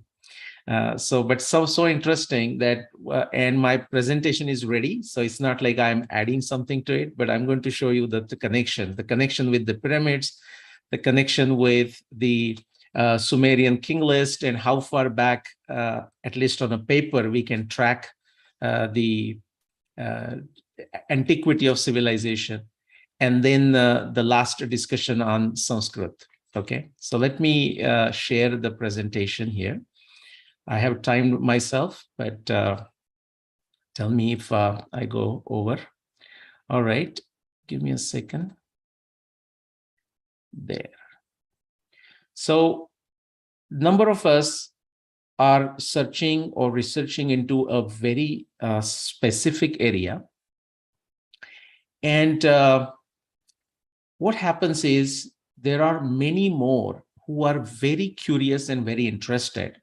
Now, for them, they will come to a wonderful seminar like this, grasp multiple things, but they go out into the normal world or abnormal world, let's say. They typically face these kind of hurdles, like, as to what do they know, what do they believe, what do they feel, and now what do they do with the interactions that they see. So, for example, I just thought, this could be a useful framework for people to interact with all this new wisdom that we receive. Larissa mentioned the sadhana, the daily practice, that's important, what we do. Or Dr. Sairan, for example, he going into an unfamiliar circle. By unfamiliar, I mean where somebody going into a meditation and going to the bottom of the pyramids and actually experiencing something. That's like, what are you talking? So, for example, what do people know, or what do the seekers know like number of people in the audience today, for example, that the civilizations are ancient. We're talking about the mysteries of ancient civilizations. Yet you always struggle because the mainstream I cannot imagine, I'm just putting a number there, beyond, say, 10,000 years, And before that, as we said, it's like human beings who are not human beings, they're jumping from one tree to another, or some kind of model that is being dictated or communicated through our academic system and whatnot. Now, in terms of what people believe, well, people believe in dreams. I mean, not so much why they occur, that is also an issue, but what to make of those dreams. Or the dreams, are they real? Are they sending me some messages? Or the experiences such as Dr. Sairon mentioned, I call this empiricism of one. We have to have a reverence for his experience, then only we can seek from what he has experienced, but it is still a empiricism of one. To him, it's more than 100% real. So that's the point I want to make. Then we also have beliefs, number of us, they may not be all same, but life on other planets, about God or gods as a plural, reincarnation, interplanetary communication, travel. These are some of the beliefs that we have. Now, what do we feel? Well, at some time we feel very ecstatic. Other times when we hear something new that our brain is not ready to process, then we feel doubt. When we get into a social setup, we feel helplessness to express our inner convictions, sometimes frustration due to our inability to validate our inner convictions and guesses. So that's the feeling that we have to deal with. And usually what we end up doing, I'm not saying all of us, but good number of us, create our own subjective truth. Many times in a social setting, isolate ourselves from unpleasant discussions. Even if we want to discuss, we said, well, am I going to offend someone? Am I going to bore someone? Are they going to criticize me? And so on. Now, what I want to share are some of the things you may able to look at, and possibly next time you are into this, what do you do? What do you know? What do you believe? What do you feel? May able to respond in a different fashion to an extent. Now, a number of you who may be familiar with Homer Simpson, like Homer asked the question, like if you have seen this episode, God, I got to ask you something. What's the meaning of life?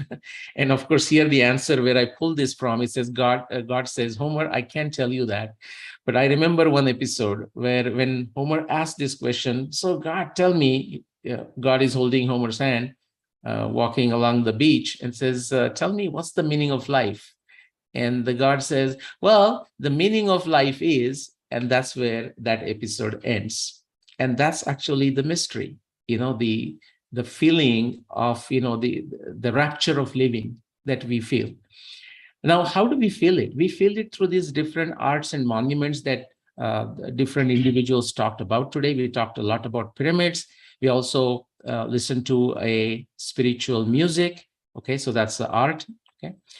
For example, what we have to be comfortable with is that everything that we are looking at, or everything that we are exploring, we may not get all the answers, and that's fine. In fact, if we get all the answers, there is no mystery. Okay, let me take you quickly to Altamira Caves. This is on the border of Spain and France.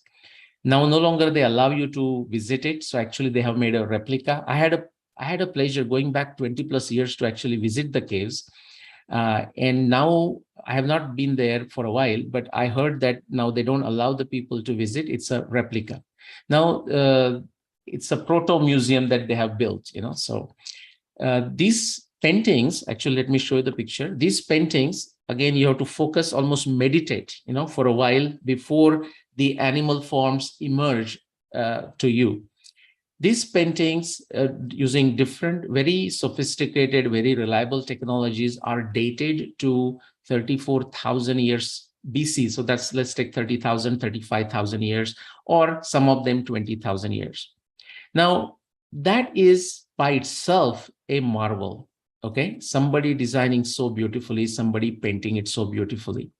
But I don't know if you can notice it. This is like some kind of a deer-like animal with antlers here, going from right to the left.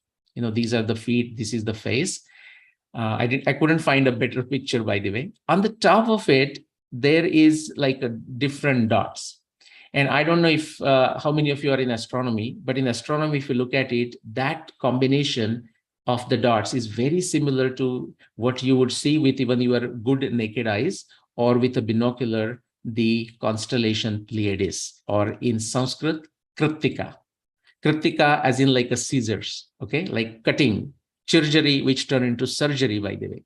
The chirjari, and then coming from the katra, coming from Sanskrit. The point is, this is so fascinating. If that is true, then we don't have, unfortunately, any additional evidence to support this in a way, bring it together as a triangulation. But if this is true, and there is no reason why not to take this as true, then it tells us that the current zodiac system that people are familiar in astronomy, but astrology, is at least 35,000 years old. Okay, but this is like information coming from one piece of information. If you go to Kashmir Valley, that is northern India, there is this rock and it has these inscriptions on it. And this is the authors from Tata Institute of Fundamental Research in Mumbai, who wrote a paper trying to connect this event, connect this instance. They're thinking this is a depiction of some astronomy phenomenon, including comets and a supernova-like situation, and somebody depicting that in the rock art. Now, from the modern astronomy, they could date when that supernova phenomenon occurred and trying to bring it together slightly better, okay? Because now we have at least two sources, but still there remains a lot of speculation as to, is this really truly a depiction of astronomy phenomenon, or just some, say, farmers, just making some shapes, random shapes in their spare time, okay? But this all pose as a mysteries to us. But let's quickly go to the ancient edifices or our pyramids. And at the bottom, that's when Dr. Cyron mentioned 12,000 years ago, and I'm sure he has seen this work of Graham Hancock. I'm a Graham Hancock fan. I have read all of his books. Even there, what I find, not in a negative sense, but what happens is his theory is beautiful. I mean, the proposal that he has put forward in, say, Heaven's Mirror or Fingerprints of Gods, and very, very interesting, okay? That needs to be validated in multiple ways. He has himself done a great job. For example, at the top, what you're seeing is the complex, Angkor Wat complex in Cambodia. And he tried to map it with the Draco constellation, or in the Indian astronomy, Shishumar, okay, into the northern pole area. And at the bottom, the three famous pyramids of Egypt, he tried to look at their alignment and when that alignment would have matched with the three belt stars of Orion, or again in India, Mrugashirsha, or the Shiva.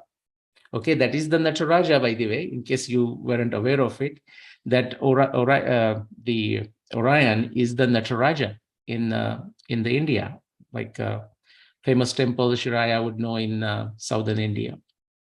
And again, when those particular orientations were matched by him, that took him to 10,500 BC.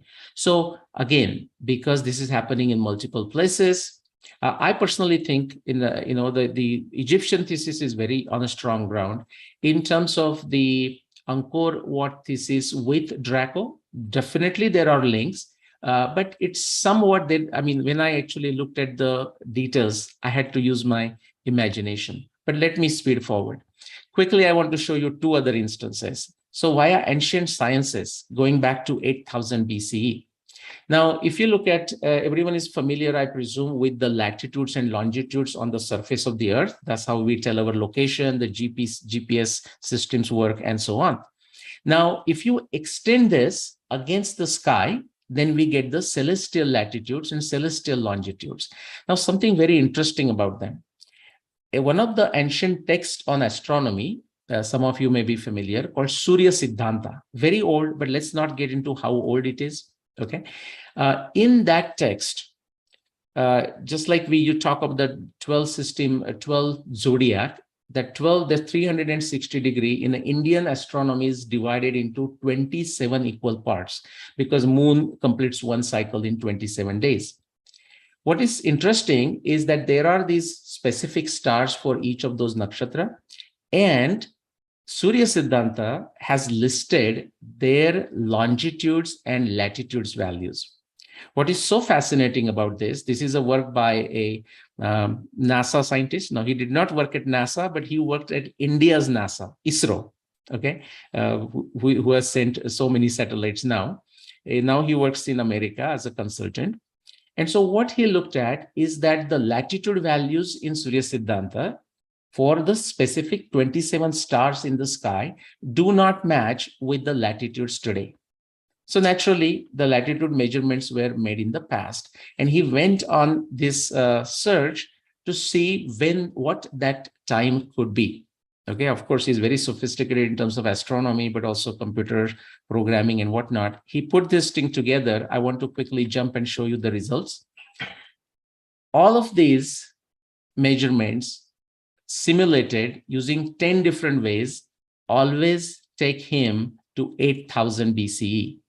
Simply stated, those specific latitude measurements were made and recorded in Surya Siddhanta in whichever form, as a memory, like, oral tradition, written tradition, doesn't matter. 8,000 BC, that's 10,000 years ago. But let me fast forward just to manage my time. We talked about the Sanskrit. Now, this is, so far we looked at trying to remember these memories in the edifices, in the monuments. But what if we are lucky to have a stable, expressive language, which is also non-drifting in nature, which is to say for thousands and thousands of years, the meaning doesn't change or changes only very little, only a little. And what if we have a sophisticated and stable timekeeping? Now, guess what? Astronomy. And especially if you look at ancient Indian astronomy, Surya Siddhanta is a great example, but there is Aryabhatiya, there is a Vedanga Jyotisha, there is a Parashar Tantra, so many others. What you find is that if you look at them, the definition, astronomy is time. It is that accurate, that precise, that stable. And then one more miracle, let's say. What if some genius, some great sages, some great seers thought of taking that stable, expressive, non-drifting language and combine with the sophisticated and stable timekeeping of astronomy and write about the ancient events? And that's the talk, in a way, without saying this, I gave last time. So if you have these three ingredients, and if you're lucky to have that last one, which is to say somebody wrote it down, then actually you can explore a lot about the antiquity. And that's how I did, for example, the dating of Mahabharata, more than, say, 300 references, 300 astronomy references, bringing together like a jigsaw puzzle, like crossword puzzle together, fitting right in one place to take you to 5561 BCE. But astronomy is not it. There is evidence coming from all different disciplines of modern science, all pointing, if the evidence exists, if you can test it in the context based on the Mahabharata text description, it takes you to 5561 BC or the ballpark. Ditto I could do for Ramayana, and almost done.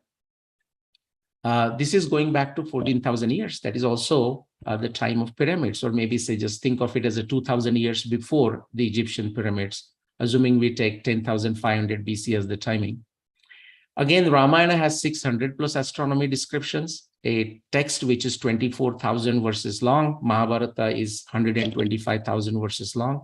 And some of the Sanskrit references, here I have put 6 out of those 600. Even these 6 references out of 600, in a very precise and accurate fashion, are capable of taking you to 13th millennium BC. Looking at the North Pole star of that time, South Pole star of that time, and the nakshatras, the specific stars at the 4 cardinal points described in this text. All right. But then people ask, well, what that's celestial is good. Celestial is equal to terrestrial. That's what Galileo taught us. What about the terrestrial? And this Ramayana describes elephants with 4 tusks, and somebody says, are you kidding? But actually, if you look at the fossil evidence, many of you would know this, Gompotheres and many other species, that the way the species are described, elephant-like creatures in Ramayana with the four tusks, are actually found, and their time goes back to 9000 BC and before. So that matches with the Ramayana time. Or people wonder, this 10,000 year limit, like, was there any signs of civilization going beyond that? Actually, there are. On the Tamil Nadu coast, the southern India, the ports have been found, very sophisticated ports, as sophisticated as Rome and Greece, say 2000 years ago, or better, some of the structures and whatnot, going back to 20,000 plus years. Okay, and more. And we just don't have evidence after that. That is not to say they did not exist before. And different seven ports were changed as the sea levels went up and down. And I'm quickly taking you to Latin America, South America, to Peru. This structure on the northwest coast of Peru, near Paracas, when the Spaniards went there, they asked, like, who created this structure? The locals couldn't tell. They said it was always there. It wasn't created by our forefathers, and so on and so forth. I'm sort of making you jump, so you may not able to make connection. But in Ramayana, the one particular king sends the four parties in the four directions of the world, and he gives them a landmark. As they go, just like a milepost, just like we give our directions, go to this big chicken and take left, and so on and so forth. In that directions, when the king is giving instructions to the search party, I'm not going to read through the right side, but essentially it is a perfect one-on-one description of what this is, where it is, but even it went further, and it told who created it, when it was created, and why it was created. And definitely, of course, it goes beyond 14,000 years. We just don't know how far back beyond 14,000 years that we have to go. 3 slides and I'm done quickly. This is a quick summary of my research, and just for humor's sake, I will tell you something. So I was presenting this in UK, and one of my friend from United Kingdom, he's also consultant. And he has read my books. He was fascinated by this, and he says, Nilesh, you need to add this. And I said, what? He said, please add 1 star there, or a dot, when the European Enlightenment began. And I said, oh, tell me, when did that begin? And he actually gave me the Google reference, 1637 to 1789, whatever happened there, let's say, but with Bacon and Descartes and whatnot. And he said, it's very important everyone sees what was this modern history that was created with a lot of assumptions from that time against what the reality is. In briefly, this is a summary of my work of 30 years, but I promise that I'll connect that with also. So this is connecting easily with the pyramid times, like going back to up to 24,000 years.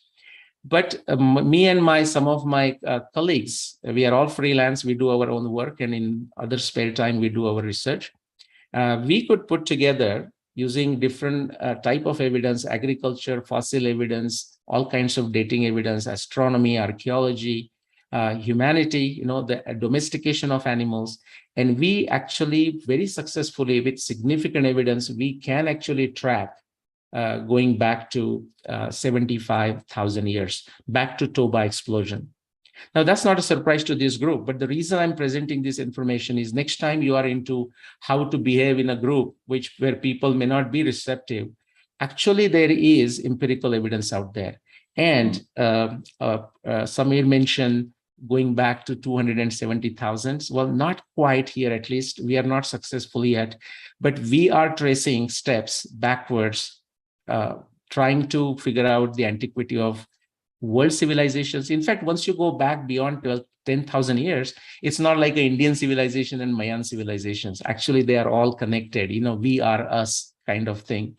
Going back to what we are right now exploring, going back to 220,000 years. Not bad. Not yet to 270,000, but not bad. Quickly, I want to just show my 3 books. They are on Amazon, and summary.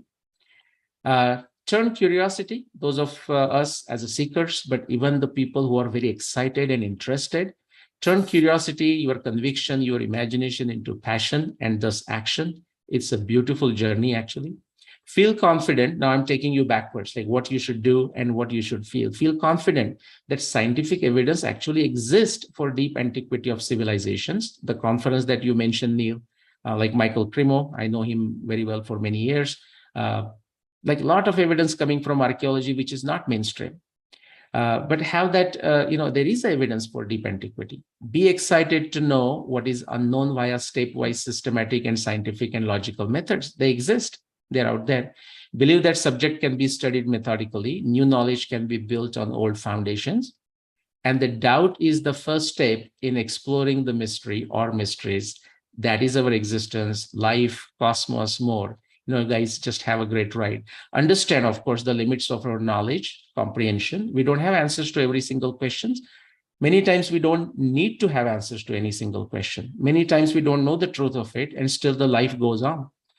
Finally, be a seeker. It is both a journey and also a destination. With that, back to you. Neelish, thank you so much, brother. But first, my first reaction is speechlessness, and then everything starts coming to me. But before Chiraya and I share, our thoughts about this, let's go around and open up to Sarian and Larissa. If you guys want to tune in, share some comments about this. First of all, again, I'm like, okay, I come onto this show to share music, but again and again, my mind is blown by all of you. And I really am appreciating all this wonderful new knowledge that's completely shaking the way I've seen things. I have a question for you, and I'm curious, so I'm listening to what you're saying, and I'm letting my curiosity lead me forward. When I was doing research just about the origins of the chakras, like where people first started looking into and feeling into chakras, what I found is that it originated in tantric teachings. And then what was ascribed to these teachings, they said it went back like 600 CE. And I'm like, is that true? It feels like it's much older than that to me. And I'm just curious what you have to say, because this is like, for me, this is one of the most important and provocative, like when you talk about passion, this is where my passion lives, is in exploring the chakras as they're related to Kundalini because of my own awakening. So yeah. I would love to hear what you have to say about that. Okay, quick point. The chakra definitely is explored more into Tantra traditions. But also it is true that it is also explored in all Darshana traditions, like say yoga, of course. But yoga as in the sense of seeing, meaning yoga as a tool to explore the world, So like, for example, Dr. Cyron's going into a meditation or going suddenly, I forgot what the words he used. Suddenly he's in his mind or in his state, he's at the base of a pyramid and exploring the things. So that's one. But quickly, the question on the dating, because, that's why the European Enlightenment date is very important. Okay, so what happened at that time, even likes of Kepler and Newton bought into this argument that the whole world, forget the earth, the whole cosmos, the creation began 4004 BCE. And so now with that knowledge, when the colonial times, when say British or other European researchers came to India, and they could see actually, there are books, if you go back 100 years and read the books, the people are talking 28,000 years and 30,000 years into the calculations based on the Vedas. But the European folks who came there, and they were fascinated, but they were always thinking nothing can go beyond 4000 BC. And because of that, actually, what I showed you, 220,000 years, 75,000 years, 24,000 years, doesn't matter. Everything had to be cramped into post 4000 BCE. And frankly, what they chose was 1500 BCE as the beginning of an Indian civilization. So once they set that at clock at 1500 BCE, everything has to fall in place afterwards. And that's why you have this everything, practically everything falling around 600 BC, 400 BC, 200 BC, 100 CE, and so on. And as Samir said, all the history that we have been taught is wrong. Well, where would you see those tantric teachings? Like, would it be 600 CE? But where would you place it? If Well, I don't know how old we have to go, but I can tell you definitely they go beyond 14,000 years. they go beyond, so most likely, because you probably know this, like the chakras were not seen as something like definitive places within the body to begin with. It was more used to have people have a way to visualize and work with the energy in the body, right? Correct. So what I'm hearing you say is 600 CE, no. Like, Just forget C or forget BC, forget it. But also you will find the comprehension and awareness of a chakra around the world. I mean, Dr. Cyron would know more about the Egyptian thing, but I have seen Egyptian pictures. And again, my Egyptian knowledge is not that up to date, but the dog-like figure, whoever that is, holding the number 4 chakra. Actually, you might have seen a pillar. I have seen that picture. And that number 4 is the anahata, the heart, the central chakra. And what you see is that the 3 chakras below are in a way reflection of the 3 chakras above, but in a very different fashion. Almost think of it as a celestial equal to terrestrial, or a projection of the celestial on the terrestrial. As above, so below. Yes. And you can almost imagine these archaeologists talking to their bosses. Okay, I just found this 10,000-year-old piece of pottery. What date did you want it to be at? They're like, okay, where is this supposed to come in at? Okay. Unfortunately, for whatever reason, certain people have different agendas at this time. But we're on to it, guys. The carbon dating machine is not working. It keeps telling me 20,000 BC. Did you have something? Sorry, on. Oh, yeah, I was just going to agree that, yes, this kind of tantric knowledge and tantric mystery schools goes back many thousands of years, before 14,000 years ago. And both, India and Egypt are 2 of the main places where this knowledge has been stewarded, for ages and ages of time. So there's, a rich history and legacy around that knowledge being passed on vibrationally through different lineages. And I just want to just end with one thought. All of this research is amazing. I love that presentation, by the way. Getting to the heart of this, issue of restoring an awareness and a sense of our antiquity is so important. But what people can do right now is to really ask the earth and say, please, Mother Earth, reveal your secrets to me. That's actually, before I had all these visions and out-of-body experiences, that's what I was doing. I was reading, books like, Graham Hancock's work when I was in my early 20s. And I was going out and I was talking to the earth and I was invoking all these guides and I was saying, Mother Earth, please reveal the secrets of our ancient history, reveal it directly to my mind and heart. And I was praying for that and asking for that over and over again, night after night. And I believe there's a really direct connection between those prayers, intentions, and invoking light in that way from the earth, not just from the celestial elements, but from the earth as a teacher. That is part of what led to all of the breakthroughs in consciousness that I had. And anybody can make that request. Beautiful. I agree. In fact, my entry into this field began with, in a way, a prayer. I'm saying in a bit of a symbolic sense, metaphorical prayer to Mother Arundhati, the star Alcor, in the Ursa Major. That's how she's known in India, Arundhati. And in my engineering ego, you can say, the problem that I came across, Mahabharata, I thought I'm going to solve this over a weekend. I'm an engineer after all. And this was 1995. And then the mother had a way of humbling me. Again, as we said, the obstacles come, the hurdles are given. They're not hurdles. Wherever you stumble, there lies your treasure. But you must stumble and then you should overcome. It took me 15 years from 1995 to 2009, just meditating and working and solving the puzzle that is given in one verse, one shloka of Mahabharata. But what came out of it is what I briefly presented to you in 15 minutes. Beautiful. Thank you so much, Nilesh. Honestly, the presentations that you did, and for everybody, if you want to tune into the 2 presentations over the 2-day, 10-hour-day conference we did called the Indus Valley Civilization in Ancient India Origins Conference, Neelish presented on the full, well, not probably more research, but a full presentation on the Mahabharata and the dating and the Ramayana. And, I've been on a search for mind-blowing experiences most of my life, and this was probably one of them, one of the most biggest ones, just the dots that you connected together.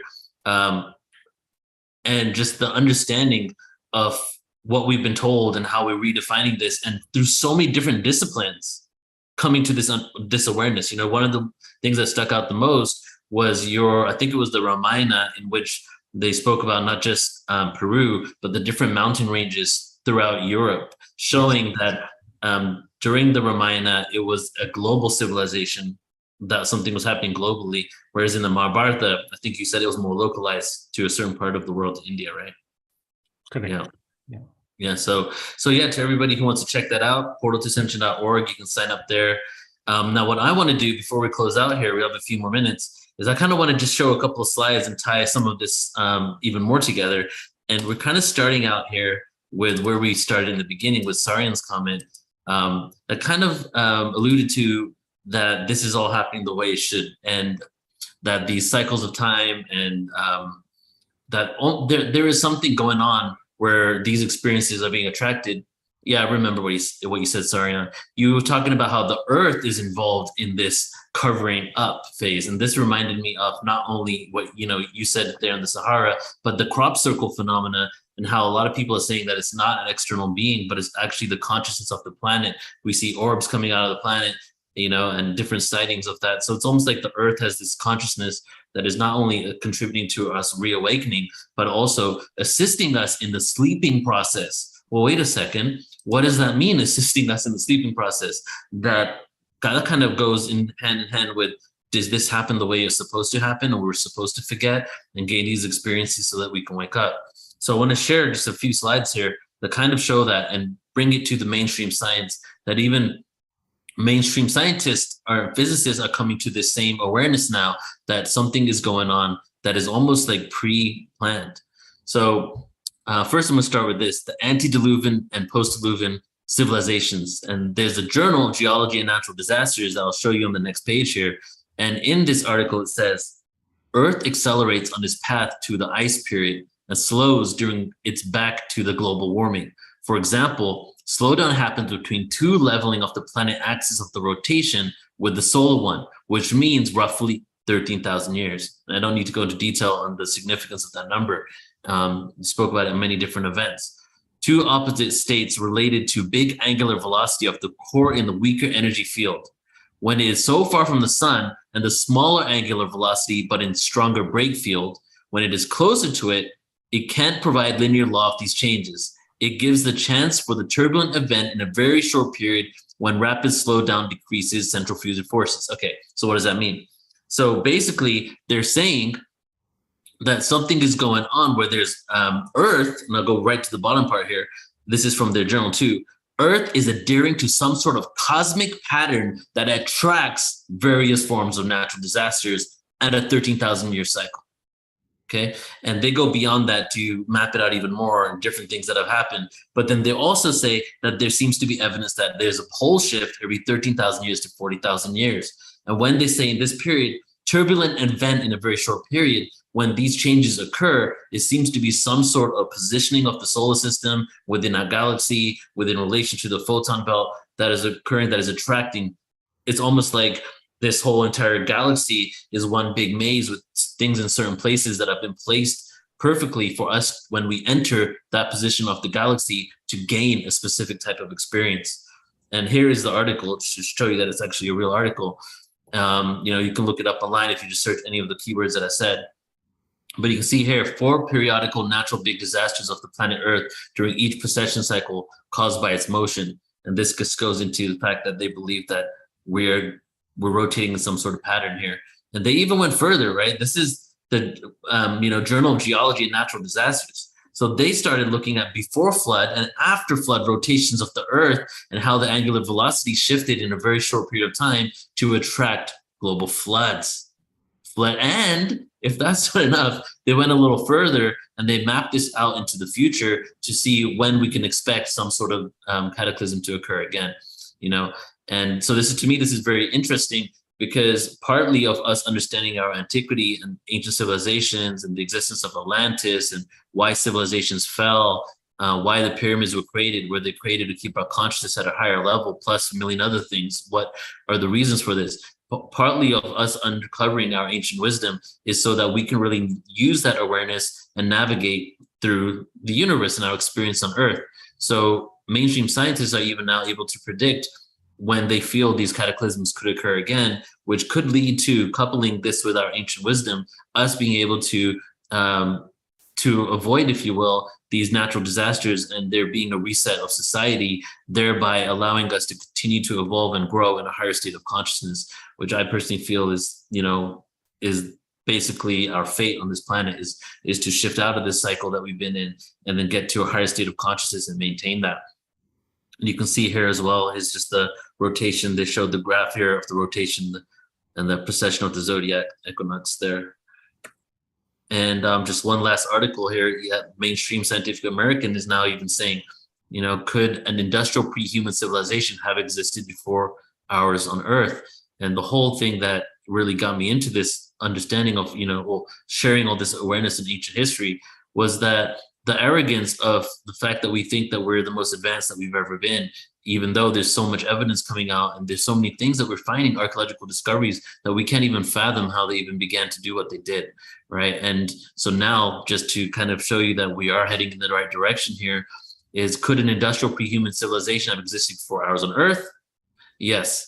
And as Graham Hancock said in his, a couple of years ago, is that the alternative archaeologists, right, Graham, Michael Primo, and not just archaeologists, but researchers on archaeology, is really what they are now becoming mainstream. Because of why? Because you can't avoid the evidence and the truth, right? Like eventually the truth will catch up to you. And, you know, as Neelish has showed and shows in his presentations that we have on our website, that there are so many different ways for us to show the evidence of the antiquity of humanity. So it's only a matter of time, I feel, for our re-education and remembering the truth of who we are and our ancient past.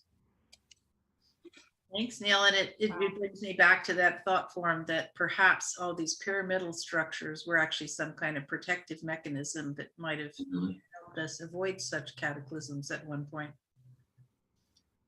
That, oh, you're muted. Yeah, exactly. And Sarian actually spoke about it at one event where you spoke about Atlantis and a force field around Atlantis that allowed it to exist within multiple evolutions of consciousness. Am I saying this right? Yep. Yeah. So yeah, no, there was a field, there was a planetary grid. It was the crashing of that field after it had become corrupted by darkness that was, you know, part of what precipitated the actual physical destruction. And the pyramids in Egypt were built to protect an aspect of that field that was supporting the survivors to maintain higher levels of consciousness. Fascinating. Well, we got about at least another 10 hours of talking to do here. I know, huh? You guys are absolutely wonderful. It's been such a joy and a pleasure to have you here today together. And thank you so much for our audience in Zoom and those listening afterwards. And thank you, Neil, for being the founder of the show, and Sarian, Larissa, Nilesh, and then Dr. Sam, who's not with us now. Really appreciate you all. Thank you so much. Appreciate you all. Thank you. Appreciate It was a Thank you, pleasure. everybody. so much. It was a pleasure. Thanks. So much love to everyone. And thank you to everybody tuning in online and everywhere. Just to let everybody know, we're also launching this on our podcast. So check out our podcast, Portal to Ascension Radio. We're at like 180 episodes now. So if you want to, you know, listen back to this in your car, or if you're on the podcast, you're listening for the first time, thank you. Welcome. Love you all. Okay. Have a beautiful night. Bye-bye. Good one. Bye.